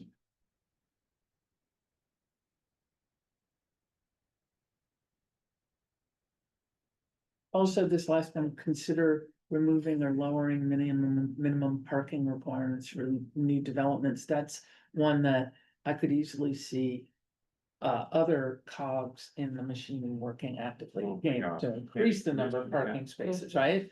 And so, Good point. maybe that's what we need to bring up, because nobody's saying that, or maybe somebody is, but. I mean, certainly in the downtown housing element discussions, it's all about lowering. I mean, well, there's the business community, but I think a lot of the. I haven't said it, but I think there's a statewide desire to reduce the amount of parking required for residential development. So to me, that doesn't seem like that's a big remit of ours to do, unless you're saying if the momentum of other commissions is for more parking, then our voice needs to be heard. But if they're already focusing on that, then I don't know that we bring a unique perspective for that. My question exactly. Yeah, so I just don't know the answer to that. I don't think that, I can't think of a commission that would be working on that in particular. I think planning. Well, I think that they implement code, but do they design code? I don't know. Yeah, I don't know that either. I would think it might fall with housing more, because amongst those housing discussions, there's always the parking discussions. Good point. The other thing. Go ahead. Just this idea of the Transportation Management Association to pool resources and to help make commuting easier into Menlo Park. That's potentially something I haven't heard in other places that Palo Alto is doing. We could consider elevating, and then, you know, city staff can decide where, does that make sense? And where would it live? And that's, my head is starting to spin about, that's not actually in here right now. It's something you It's- discussed separately. Yeah. Yeah. It came in after our deck was finalized. You remind me again what that one was? It's a nonprofit in Palo Alto that has partners with like the city and different regional agencies, and then different city businesses are members. And they're working, they have all these different programs that you can read about online to support people in their commutes. And so is the idea then that we should form a similar entity? Something like that, because I think it would be helpful as outreach to the businesses. This might meet multiple needs. Is Menlo Together fall into that? I mean, they certainly touch on that a lot. That's a good question. I mean, we have a few different nonprofits that Menlo Spark? Menlo Spark, 350 Silicon Valley. I don't know if anyone is in the position to do that.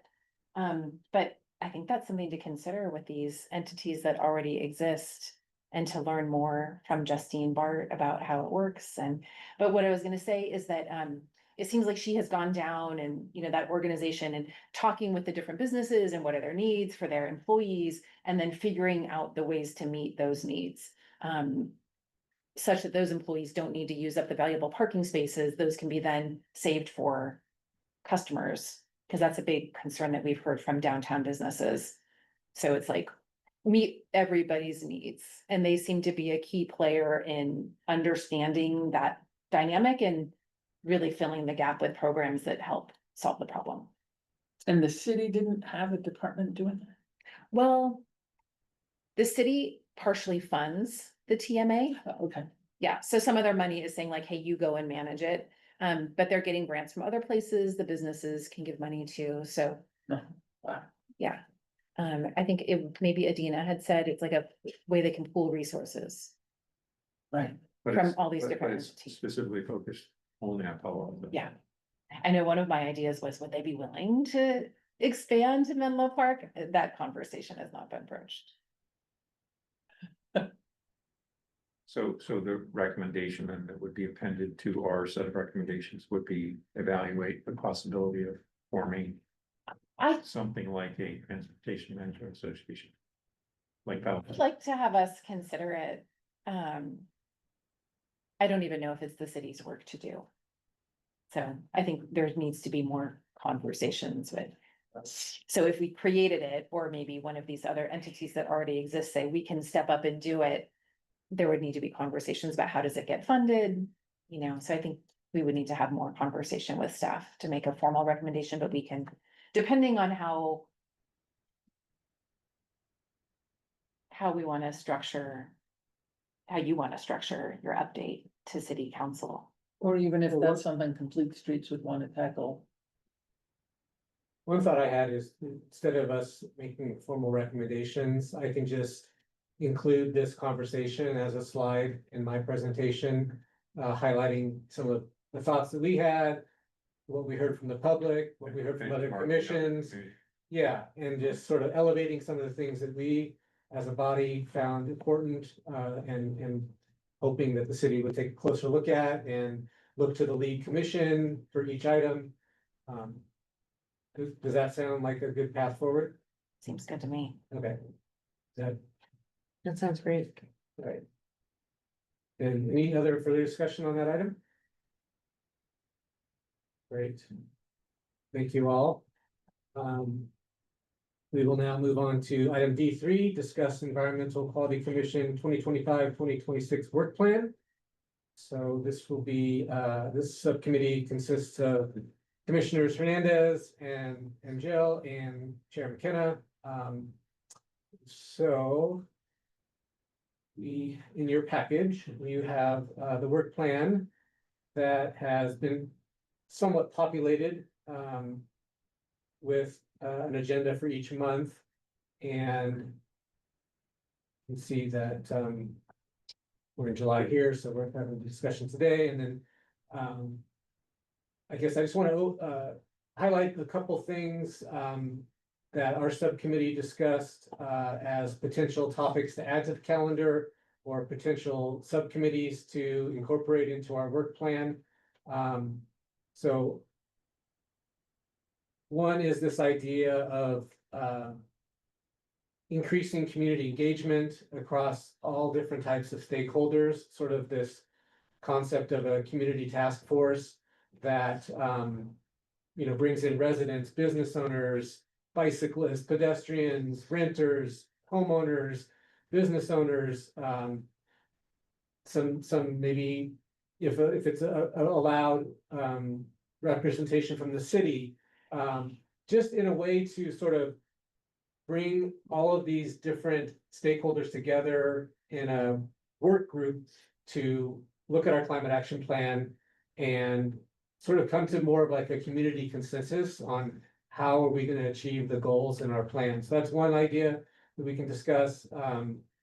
There's this idea of heat resiliency, looking into that a little deeper, the idea of fossil fuel divestment, and then discussing policy options for the building energy savings ordinance, or emissions savings ordinance that was similar to what Berkeley adopted, and building performance standards. These were two items that we as a commission suggested that the city take a look at once local amendments to the building code were adopted, which is in process now.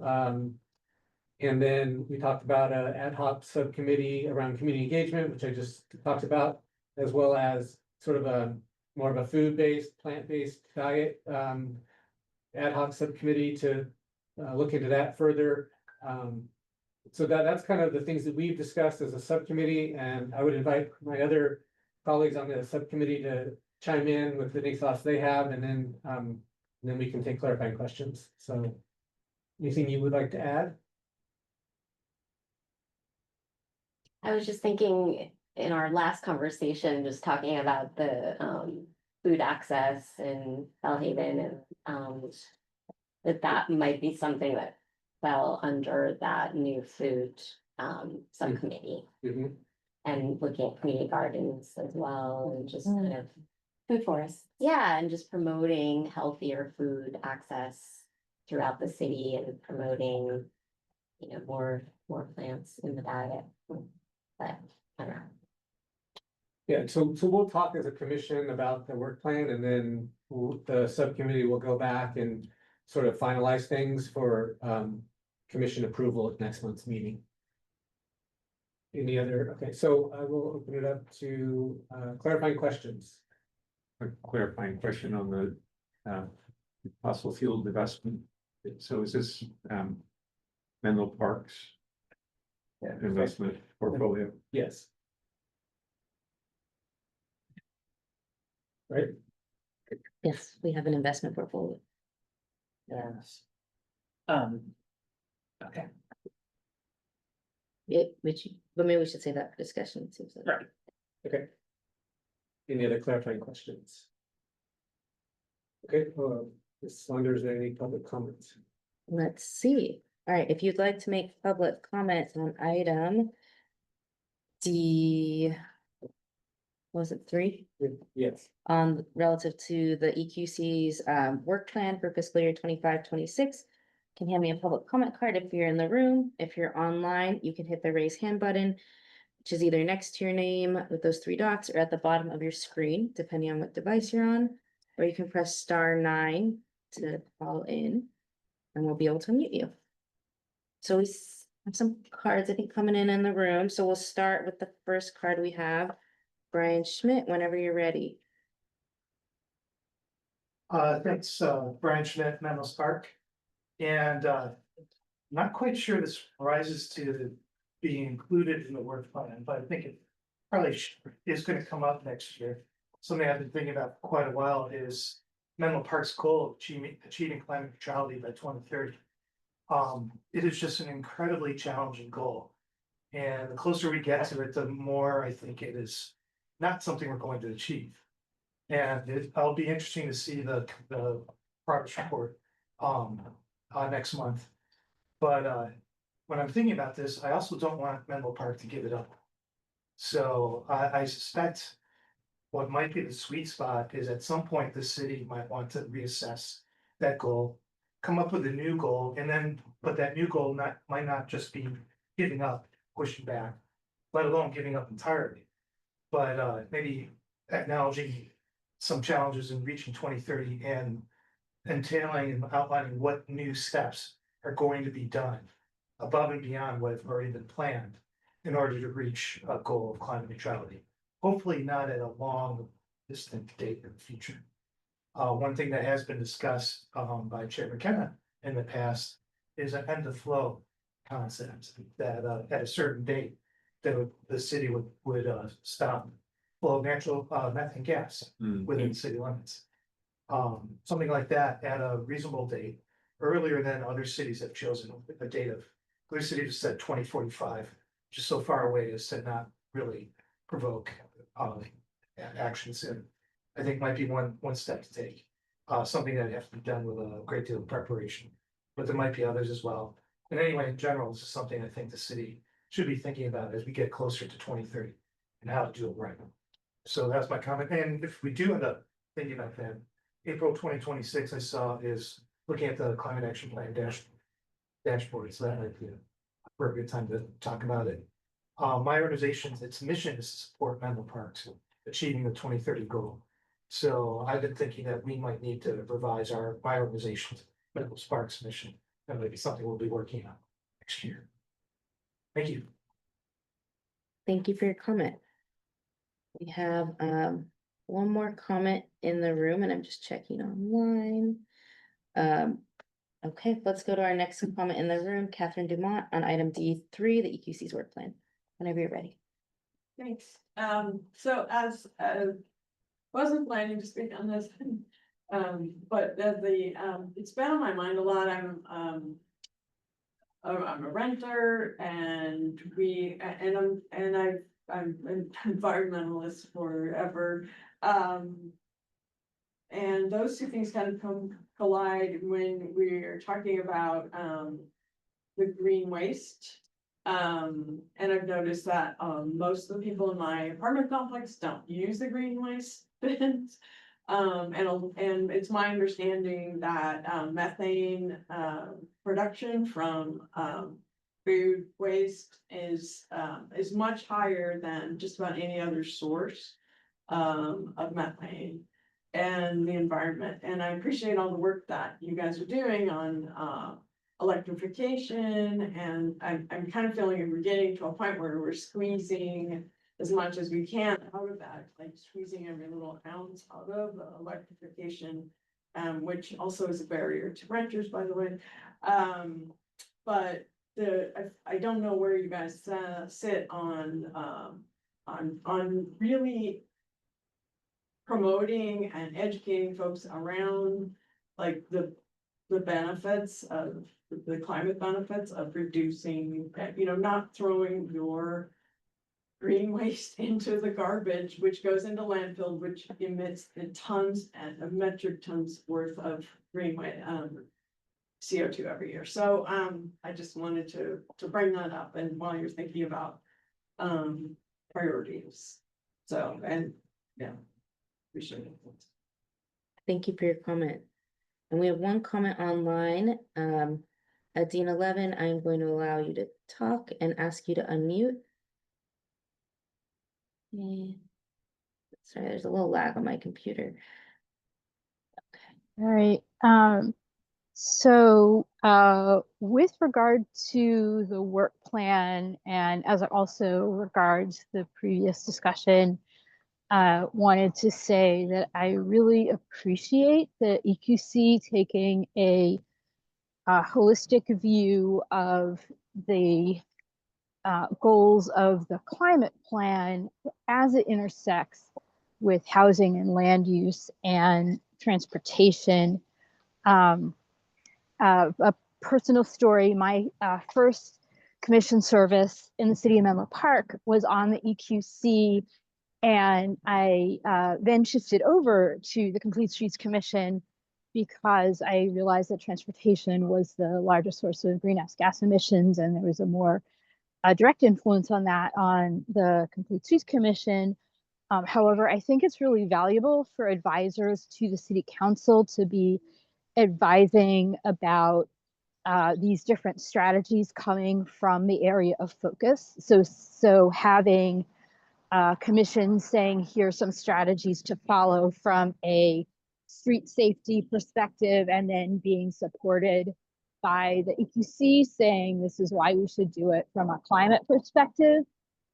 And likewise, there might be some policy recommendations around parking coming from the Planning Commission about a general land use perspective, and the EQC playing a supporting role, saying this is how it impacts and supports our climate goals. I think that's actually really helpful for City Council to be hearing those perspectives. And I think that those things are complementary, as a potentially a supporting role in a work plan and following along on these issues. And I guess while I am talking, and if it is not too much of a digression, I'll add some color, because I did speak, may have mentioned also for Menlo Together, is that Menlo Together is a nonprofit that focuses on doing education and community organizing, not direct service. And it's a different kind of nonprofit than what the Palo Alto TMA does, which is providing services to businesses and to employees and potentially residents in Palo Alto. And they've been providing an advisory role to other cities, I believe in Redwood City and possibly in Mountain View, and other cities that are also considering this TMA path. So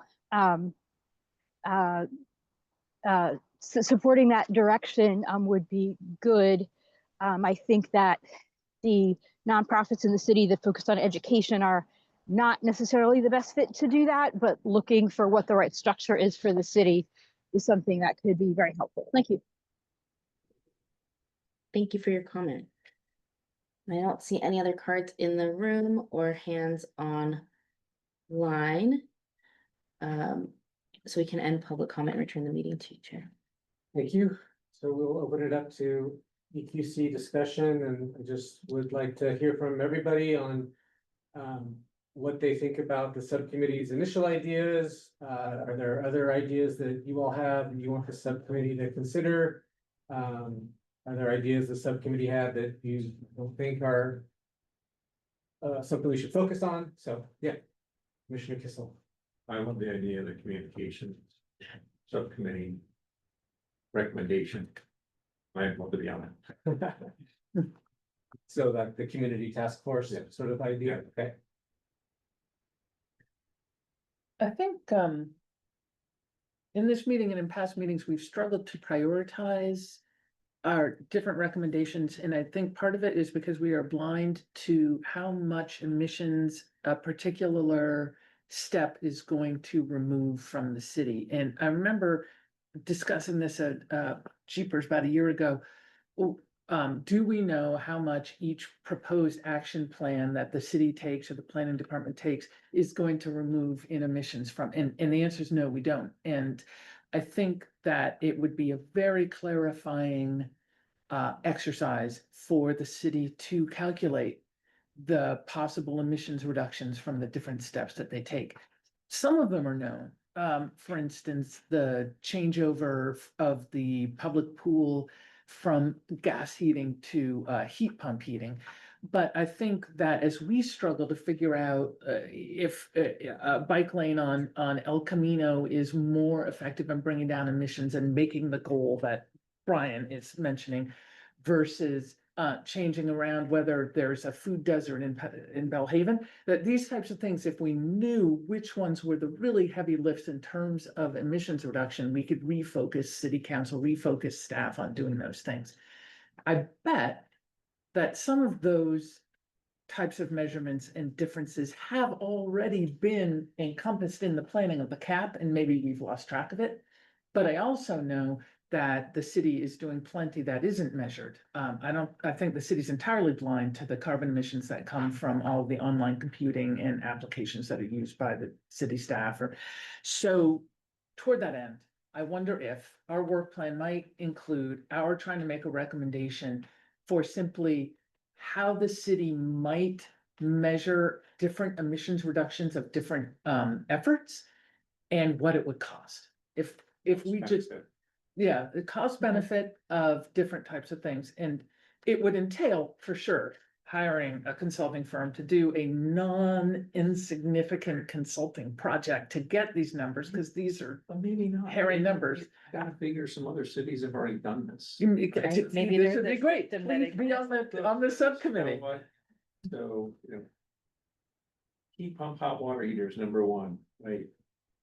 Number two, whatever it is. And just Right. go down the list. Under heat pump hot water heaters, though, is it that we put dollars toward installing them one by one into, say, rental apartments and low income within the Right. city? Or is it that we pass a law to ban the use of Right. anything that is in a heat pump, right?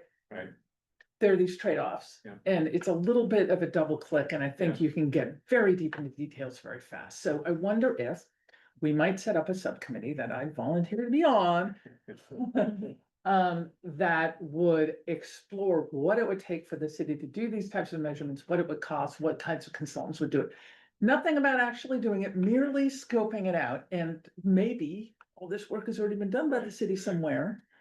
But I propose it be on our work plan pending our not knowing that.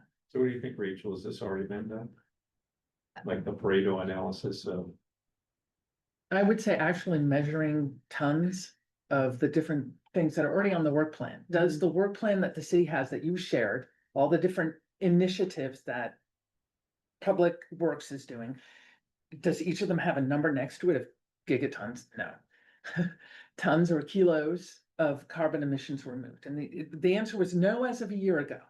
Yeah, the answer is still no. It is a standard practice for CEQA qualified climate action plans that are qualified greenhouse gas emission mitigation components of a general plan. So there's a methodology for it. It's state accepted. And so our city CAP, long ago, the city took the route of having kind of more community-led plan. Some cities have like the qualified CEQA plan. So like the city of San Mateo has one, the county of San Mateo has one.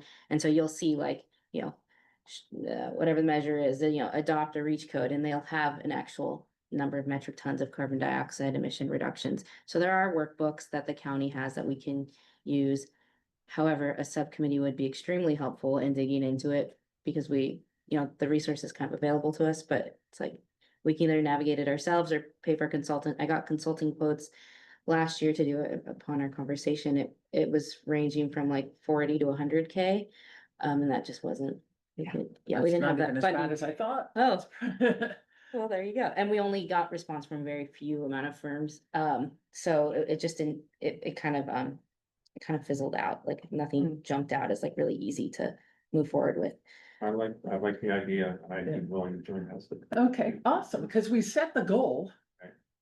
And we're marching toward it, and we have no idea which steps I we're don't think taking are we gonna have get no us there. idea. Let's give ourselves a little. Yeah. All of the strategies are like evidence backed, Oh, and we sorry. know that, that they're going to have. Absolutely, man. That Yeah. I had no idea, sorry. Other Yeah, no, people- but it certainly could be better spelled out. And I think I could offer some tools to that subcommittee. We also are members of the ICLEI, which is a national framework for doing emission inventories, and they just launched a new tool, ClearPath 2.0, where we have all of our inventories. And we've just started getting onboarded into the tool. There's a lot that could probably be done there as far as understanding the impact of each of these actions. Awesome. That would be great. So I I think support us doing that. Yeah. Yeah. that'd be a great subcommittee. Do you have an idea for a name? The emissions calculation subcommittee? That's very nerdy. Is it? Wow, I thought it was super clear. No, I like it. I stand by it. We're in the commission. I like the cost benefit, right, because it's more than calculate, because I think your point is really, well, taken, right? We could reduce a lot if we paid for everybody in the city to replace their gas burning devices with electric devices. Well, we can't afford to do that, right? So Yeah. it truly has to be See, but thinking about cost benefit. cost benefit only applies to certain types of things that we look at. There are other things we look at that are not related to like a project cost. And so, but you're right, for the city, there is a cost. It's hours.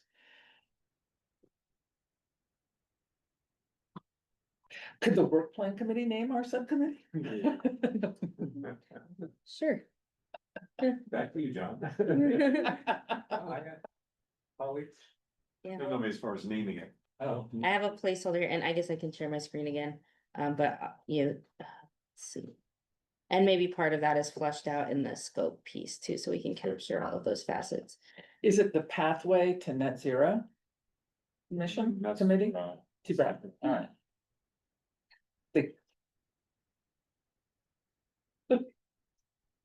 Yeah. Everything, I Is think the that- subcommittee can. Goal today, I thought our goal tonight was to identify the topics we want to look at over the next Slot year. them into the work. And then maybe next time we talk about who's gonna be on what subcommittees. Got it. Is, Okay. is that correct? Or are we doing both Was as it much? goal No, you're absolutely right. It's just that Yeah, I don't in order think to it's sell the exciting. idea, I stepped up to do the. Right now, we're just Okay, slotting. but it's also helpful to know if people are interested enough to right. sign up to be on the subcommittee, then it'll, okay. Yeah, I won't miss opportunity yeah, to you know won't. what's down. Yeah. Yeah. So, It's gotta be honest. The other piece is next meeting, the work plan does have to be adopted, so if you think there's gonna be a lot of consternation, we should consternate today. Okay, Ooh, I like that. so I have some other ideas. Were you looking for those? Absolutely. Okay. We are, yes. Bye. I like the idea of the food waste piece. And maybe a separate one is this healthy foods / plant-based food / community garden / food forest. Like, I just like the kind of a healthy foods subcommittee and maybe separately food waste. Potentially they could be one. So we talked about that and I forget what happened, Rachel. It came off the list because there was staff working on it or something. So I did include. Discuss city efforts related to Senate Bill 1383 to reduce organic waste, so it did make it to the list. Okay, yeah. Our administrative services staff, oversee that workflow. So we need to get feedback with them if that date is okay, but I want to make sure that EQC wanted to have that as a topic. I'm supportive of that. The other ones that I don't see on here. So I like the heat resiliency one, and there's this Cool Cities initiative that's been led by some folks at Stanford. Maybe those are one and the same. But I like the idea of Menlo Park being involved in the Cool Cities initiative. So it might just be a renaming. Or as part of the scope that we partner with those folks. I love how Cool Cities would add a little bit more weight behind the heritage tree ordinance. Yeah. Enforcement once yet again. Yeah. Yeah, and other pieces. In particular because, didn't we look at one point about the temperature differential between living, yeah. Mhm. So what specifically would our commission do on that topic?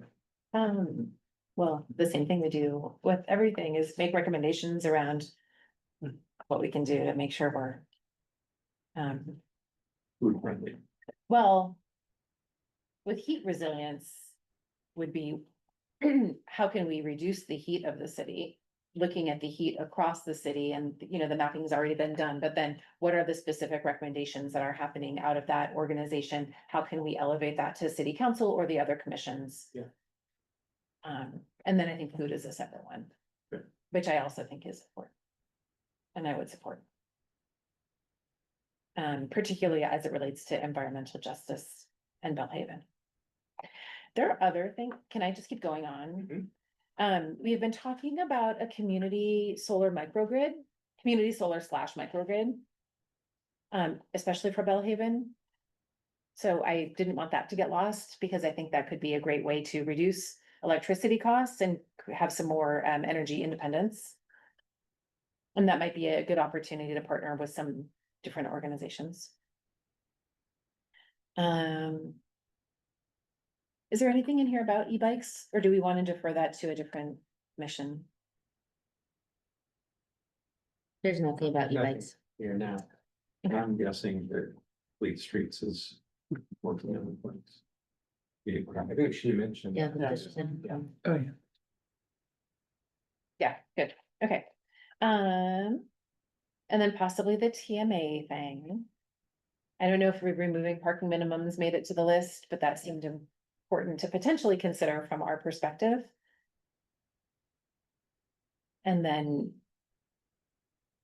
I think the Bellhaven services is something to consider too. Just linking our two agenda items tonight.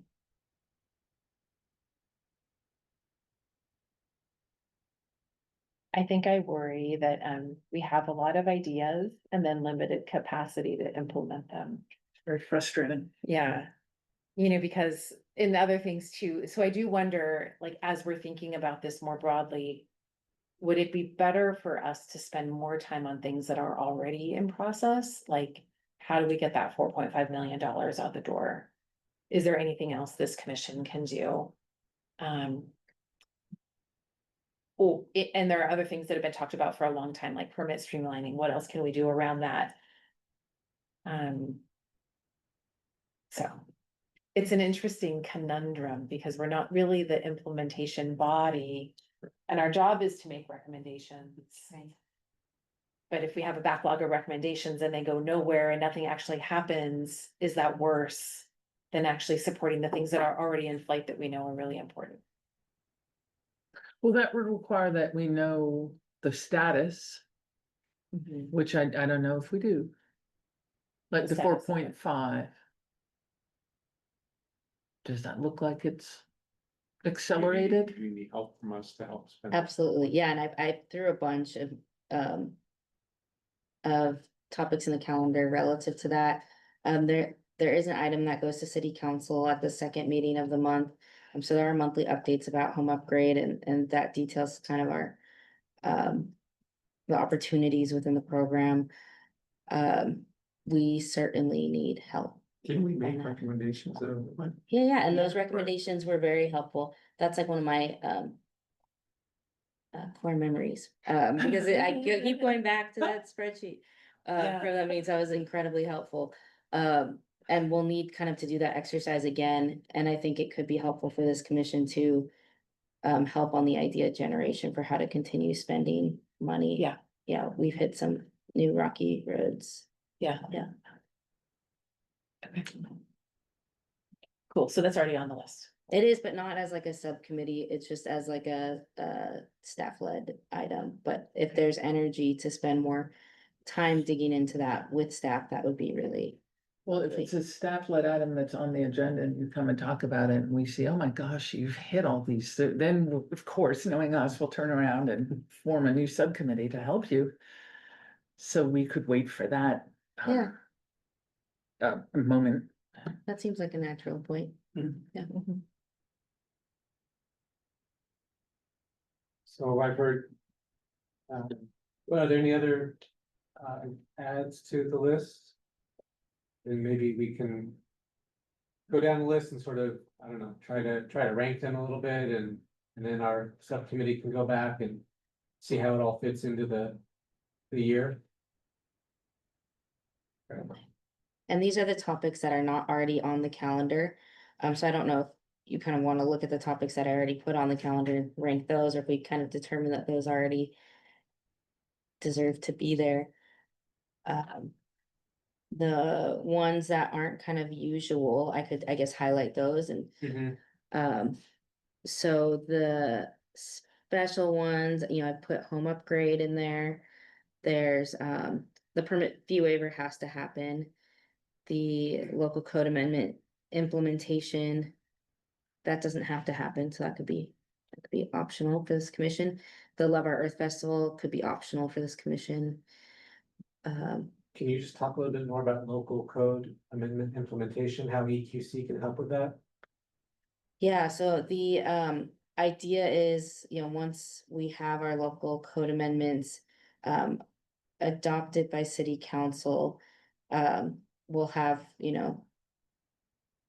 not a lot of runway before we have to start implementing and educating the community. And so I think, we would share kind of the start of what we've developed, maybe it's even as granular as like website content, and get feedback on, what other things we could do to ease. Yeah, I think that's important. That's Yeah. really important. Yeah, agreed. We do know that is a lot of greenhouse gas. Yeah. That's a lot of what? Greenhouse gas. And then discussing the Love Our Earth Festival, just giving direction to staff on, how to proceed with that, location, date, general theme, super high level. The urban forest management plan, that doesn't have to be on here per se. 1383 doesn't have to be on here. 1383. The organics. I think that one is important, but I know it's not part of the cap as much, so. Okay, so let me put this. I'm just gonna put it down in the ranking so it can get ranked. Well, the one that we might, boy, I'm gonna be super unpopular for saying this, but PCE is coming back to give an update.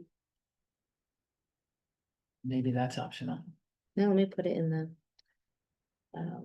Yeah, it's kind of informational. I would make that, we need to stay in lockstep with PC. Okay. They are such a Yeah. great resource. I know, I feel like we are already naturally in lockstep with But them. they're doing a lot more, so I like the idea of having a placeholder, knowing we'll Yeah. get an update every year.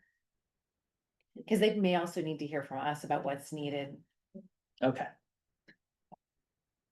Discussing the update cap dashboard, that's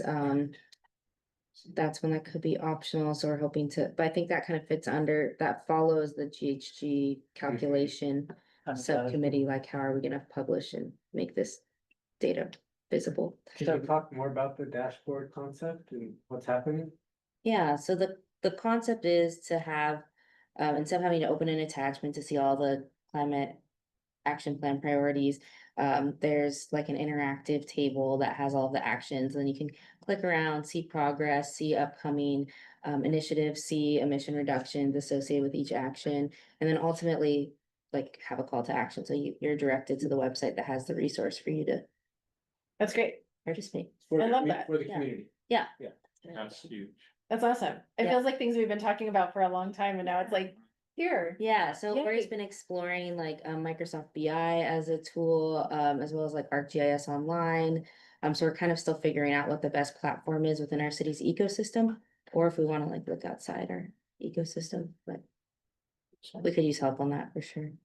Are you working with like Sustainable San Mateo County? No. No, we've been working with our IT team. Yeah, they do have. that. Yeah. But they ought to at least learn what they've done and what works for them. Yeah. Great. Yeah, it's a great point. And then the other one, Yeah, there was a subcommittee about resiliency and adaptation that kind of put on hold. Does that relate to? Is that something we need to reintroduce? Or are we still waiting for something? yeah, I'm still waiting for an update from Public Works on that. They've kind of formalized our partnership with One Shoreline for our climate resiliency plan. Is this for sea level rise or temperature? Yeah, so yeah, the primary focus is sea level rise, but we're hoping to expand to look at the other climate risks too. But yeah, that's certainly something, but I don't know if it's as kind of Suzanne or Commissioner Hill was talking about, like subcommittee ready, like I think there needs to be an update. I think I have an update in here for April. Right. And I think that update would be best given by either sustainability staff or public works staff who are leading it. So it sounds like that sort of subcommittee would be next year's work plan. Yeah, Okay, just based on a timeline for the timeline we have for the adaptation plan, looking at, completing in 2027.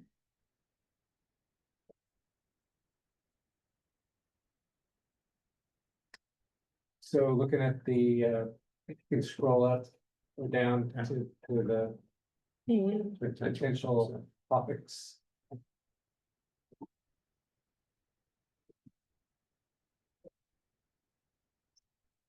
And then also, elevating the, I don't know if folks had a chance to look at the city's work plan for this fiscal year.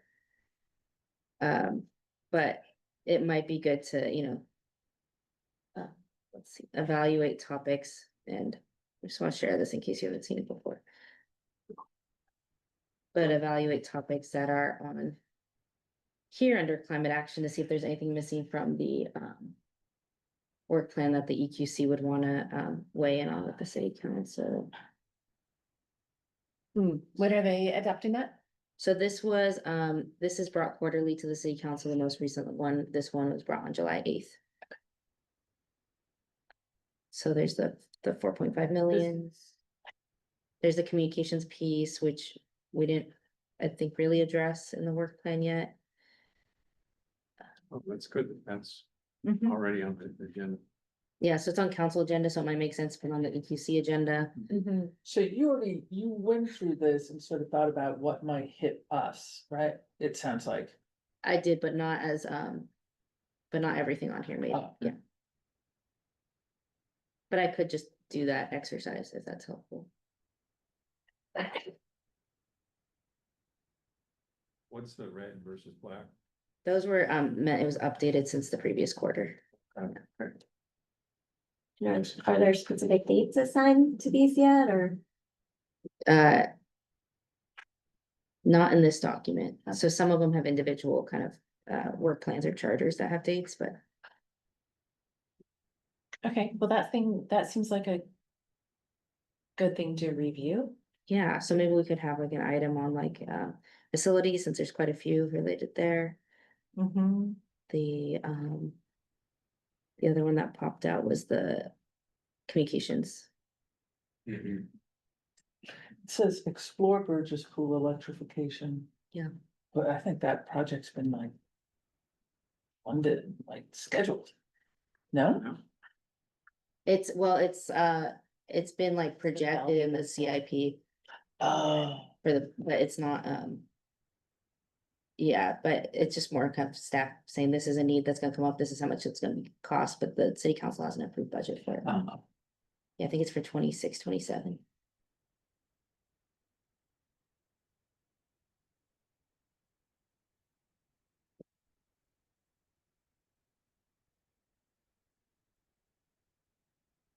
Is there more now? We'll roll down more.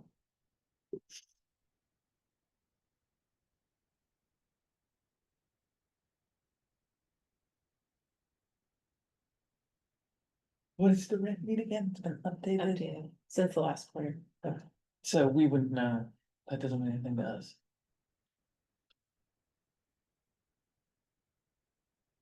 Yeah, I guess I would just ask from the commission if there's anything on this list that really stands out to you, something you want the subcommittee to take a closer look at. That we haven't already discussed.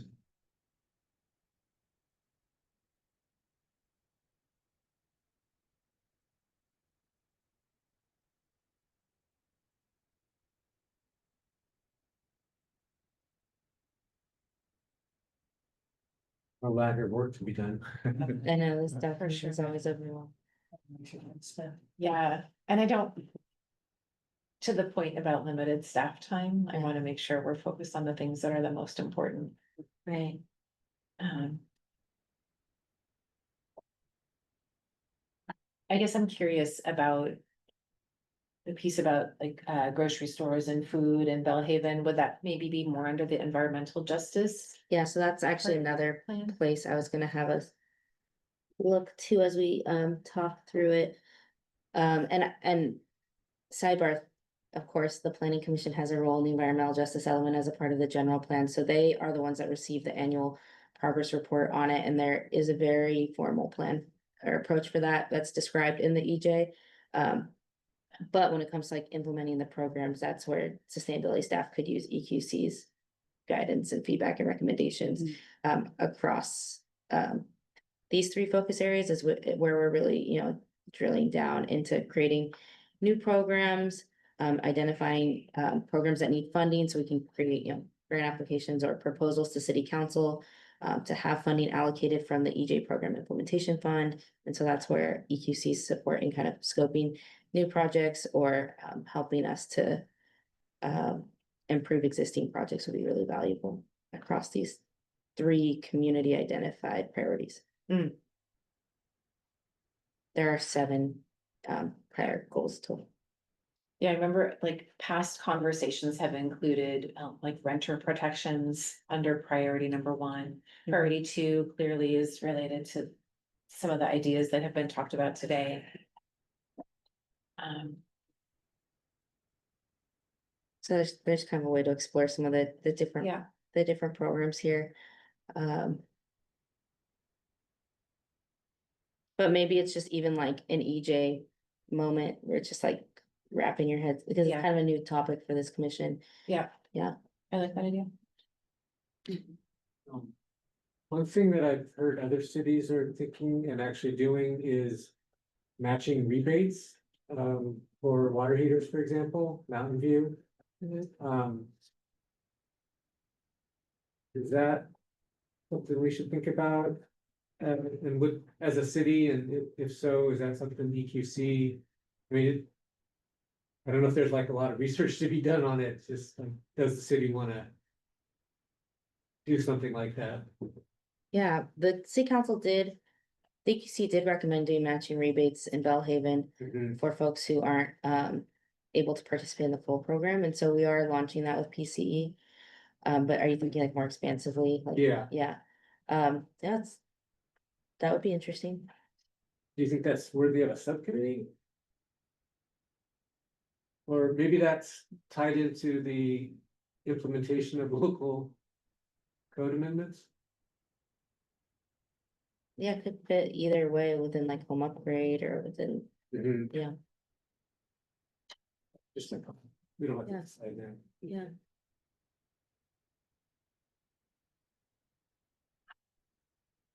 Okay, well, does our subcommittee need any further input from the commission before we, Do we want to rank things how or? are we gonna rank them? Should we?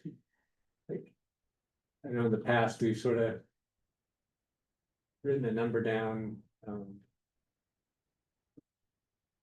I guess, is there anything that folks don't think would be valuable to include or?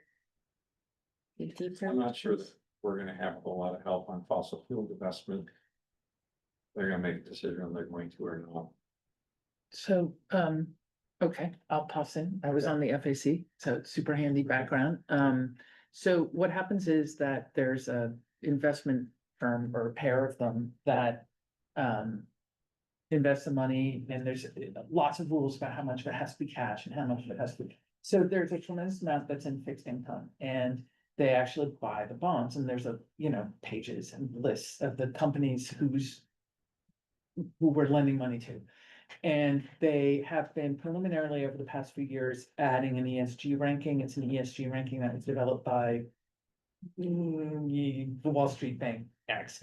And it's partially including something with sustainability. But if we wanted to ask the FAC to direct the investment managers never to buy a fixed income instrument from a petroleum company or something, that could be fairly simple for us to do. And I kind of think the FAC would be grateful because it's been a bit of a struggle to evaluate what the ESG rating of a particular, really ought to be like, what's our benchmark? And there are lots of ins and outs of the ESG ratings that make them imperfect for like, but if we give them a super straight life, please no more petroleum companies, then they may be grateful, but we would need to deliberate, I think, before we do that.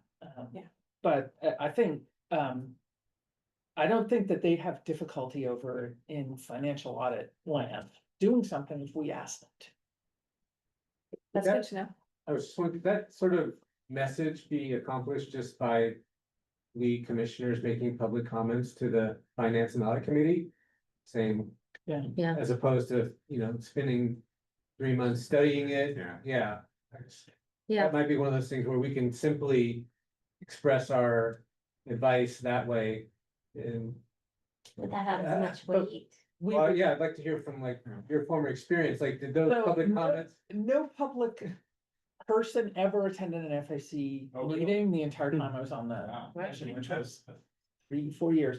So, and I would say that it only meets once a quarter, and so, it's kind of a slow moving little, thing, but the city obviously has a whole financial team that manage everything regarding it, right? So it's very professionally done, so FAC sort of looks at it and asks questions, and then it's very well done. So if we showed up and said, look, we over in sustainability land believe that part of the HAP should include how we invest. I think FAC and staff would be quite interested in that. If we could recommend some objective standard for what's in and what's out. If we could point to something that other cities have done, or say, if we had some kind of a guideline for them to pass along that they could look at, and then they might well take it and ultimately do something with it. So in terms of ranking, maybe, I don't know if this is too time consuming, but each person could. We can go down, we have a list here, each commissioner's list their top 5. And then at the end, we sort of see which ones have the most points. Would that be? Is it now, today? Yeah. Is that, I think that's, an efficient way to do it? So can we put like numbers next to it? So yeah, I was they gonna can, put it in like a spreadsheet real quick.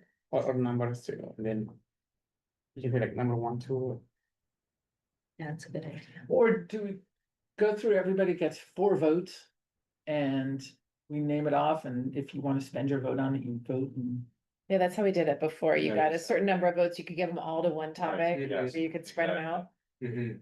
and then we just go through one by one. Rachel walks us through them one by one. I can't remember exactly how we did it. How many votes do we get? Okay, we need to decide how many we want to pass through, right? Or do we want to pass through 2 of those ideas, 5 of those ideas? Mhm. That would determine how many votes we get. Well, we're not gonna How much necessarily room do we decide have? tonight, I think I would just like to get everyone's input on what's important to them. And then the subcommittee can sort of look at everything all together, have discussions, and then make a final presentation next month. And we can sort of all determine if we're in alignment on that. I'm thinking maybe the fastest way to do this is once Rachel has it in a spreadsheet or something, we can all just know that we have a certain number of. Yeah, maybe like 3, so it's minimal, 5, whatever. Oh, yeah. And then she goes down each Yeah. one and we raise our hands and we just let her know if we're. Yeah. Saying more than one, like this is 2 votes. Okay. Yes. So we should get rid of Great. And then we can just quickly count and get a quick sense. Yeah, So Do you think that would work? But if everything gets 1 vote, then never mind. I don't think it will. I think it will become clear. What were It'll you give gonna us a little say, direction. Eduardo? So how many votes do we have? Like 3? I was gonna say each person gets 5. There's like 10 things there, so each person picks 5. Okay. Yeah, you can Okay. give 3 Oh, points to one thing, 2 points to another thing, or That one is to what we each. did last. Yeah. Yeah. Okay, so 5. We can't not see what you're working on, Oh, right? I'm sorry. Thank you. It just changed. Okay, but it'll be helpful for us to know. It's not major. So there's 11 items here. Try to make it so you can see them all at once, if that's helpful. Since we're missing a commissioner, does that commissioner just lose out on contributing to this discussion? Okay. Yeah. Okay. Yeah, because they're not, when we get into a Brown Act issue. Yeah. Sorry, just trying to make it so we can see everything. Okay, Can you zoom it a little? oh, yeah. There. Is that better? Yeah. No, we're actually, number one, is that a thing that we would be Oh. voting on? No, we don't need to vote on that. Thank goodness. Yeah, Then I can zoom a little more.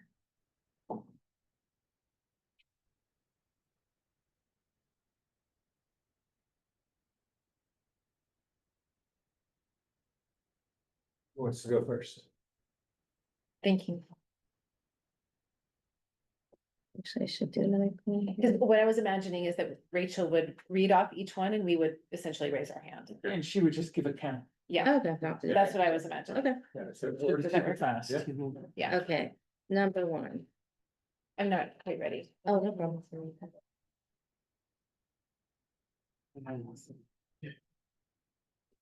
I'll give 3 to number 1. How many do you each have? 5. Okay, it's honor system. Yeah, yeah, yeah. Okay, just for the sake of it, this is 1 point, this is 2, and you're not allowed to give more than 2.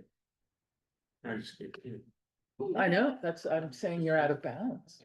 We can do it after. the- But I guess we can also just put it across the board there. You can put through. Or columns, so we B, just C. raise hands, she counts, writes it in, and we That's get what I home was before imagining. midnight? Yeah, But if not, everybody's ready. Yeah. We could start. got it. So I can make a, Yeah, exactly. How many of us are there? Voting 6. 6, yeah. like for each person? Yeah, 6 column. There we Okay. Or your other one? go. So if we want to agree to 2, I'll just get 2. That's, you're fine. What other, Oh, and then. 2 left? Where's the one about measuring cost benefit? Number 6. 6, I'll give 2 to 6. Great. Who's next? I'm ready. One to the EJ element, line 10. Oh, sorry. Could you enlarge the box just a little so we can see all of them in one? Enlarge the, Just Enlarge pull- the pull window. Pull the window down. Pull the window down. what's the right, No, just go to the bottom of the spread. Make the actual window, the window larger. Maybe by. I need making tech that- support. No, all you do is grab. and Pull it down. Look at my screen. Oh, maybe you can't. Oh, Oh, okay, got it. What you project is different than what. You could pull the A column wider a little bit. that's a Oh, good there you idea. Like Now we're this? talking. Did I get everything in there? Yeah. Okay, Is that better? Yeah. that's good. Okay, Okay, thank you. for the so tech heat support. resiliency, number 3. Line 3. When you say? 1. Line 5, food. 1? Yeah, line 8, 1. And line 7, 1. Perfect. Okay, Eduardo? So, I want to give 3 to number 1.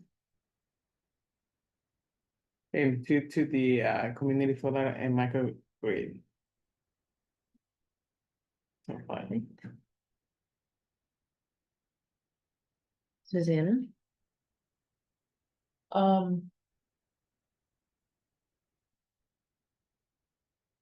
I will give 1 to matching rebates. 1 to community solar.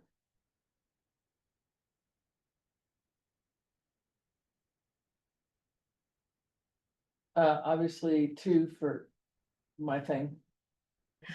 Which one was your thing? This. Whatever. Number 3. Emissions measurement. And community engagement.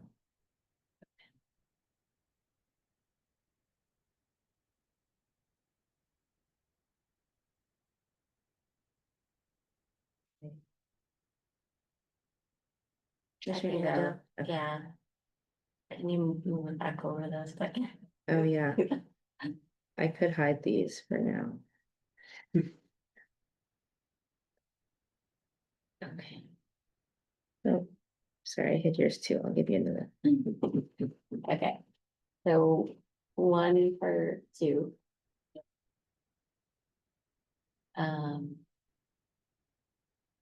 Wait, 1 for 2. This Wait, two. For line 2. Fine, okay. Sorry, it's confusing.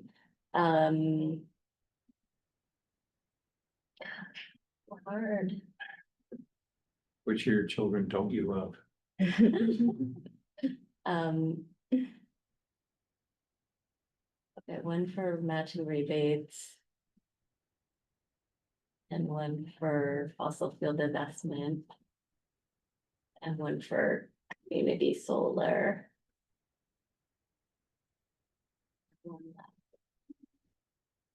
And this is interesting because it'll tell you which one might need love.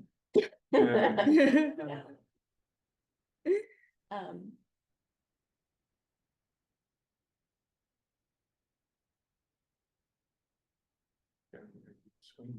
I know, should I not show this? I know, it's me, I'm not looking at it. Or you could put another one on one of the ones you like. I just hit it. I'm gonna put one for the 1383. Right. Great. All right, Chair. Yeah, I'll give 1 point to the first one. I'll give,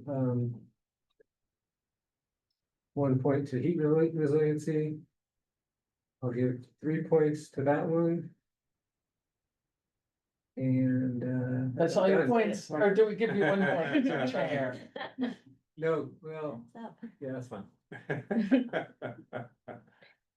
Okay, and so I think this calculation can be brought back to the subcommittee Yeah. and can determine how things are calendared. Okay, Does that sound good? yeah. Good, excellent. Well done, subcommittee. Right. Get late, so move this thing along. All right, let's go to reports and announcements. We can now hear from commissioners and staff with reports and announcements. Staff, would you like to go first, or would you like commissioners to start? No, you guys can start. Commissioners, any reports or announcements you'd like to make? I'm so depressed. I gotta say, all this legislation was just killing all the initiatives. Yeah. It's really not an announcement, it's just a, I'll feel. Right, at all the levels. So I'm glad that we're doing what we can in our little portion of the world, but So strong. very frustrating.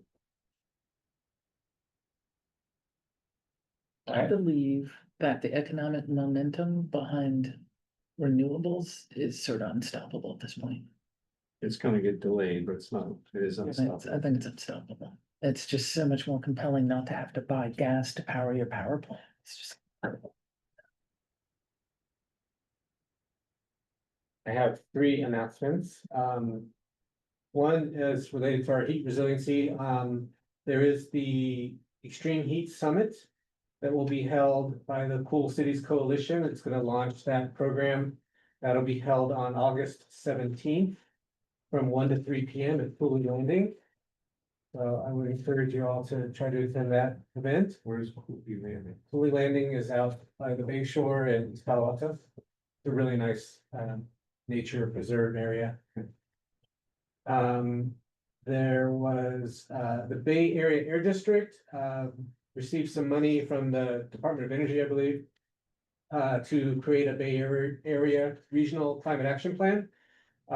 So they have developed that plan and it's open for public comments through July 29th.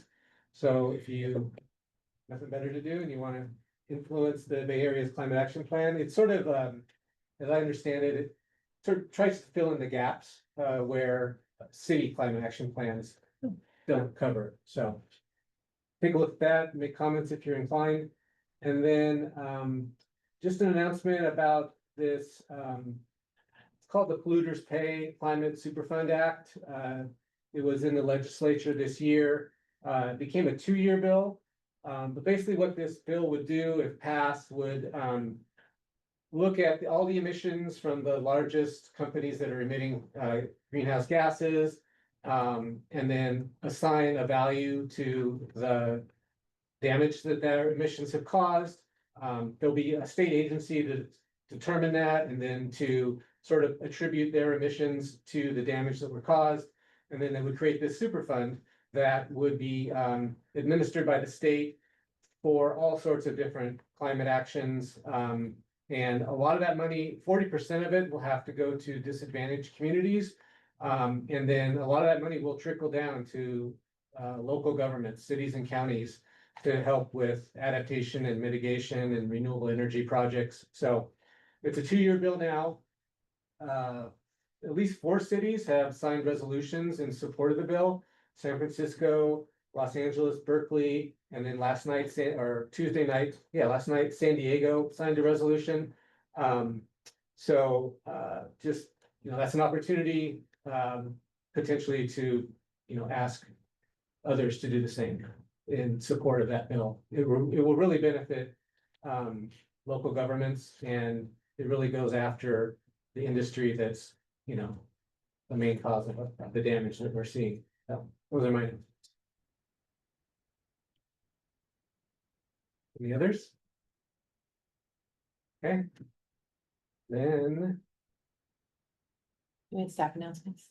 What's our staff? I have a few, nothing too deep. Our next meeting will be at the Bellhaven Community Campus, and we will post an agenda and have that packet translated. And still looking to see, kind of what our protocol is for language access as far as interpretation for that meeting. So put that special location on your calendars. On August 12th at City Council, we'll be doing a first reading of local code amendments, and I'll send an email to this group about that.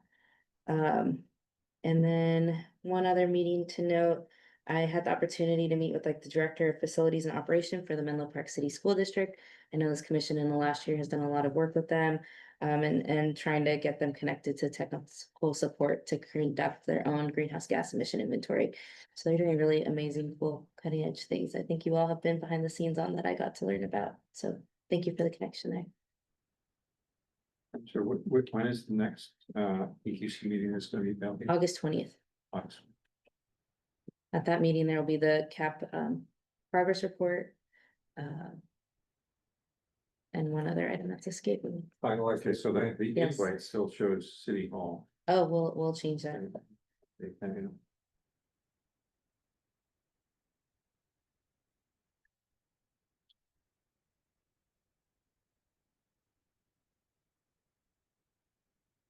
That's it for me. Thank you. Thank you everyone for your contributions. This meeting is adjourned. Thank you. You want me to end it? John.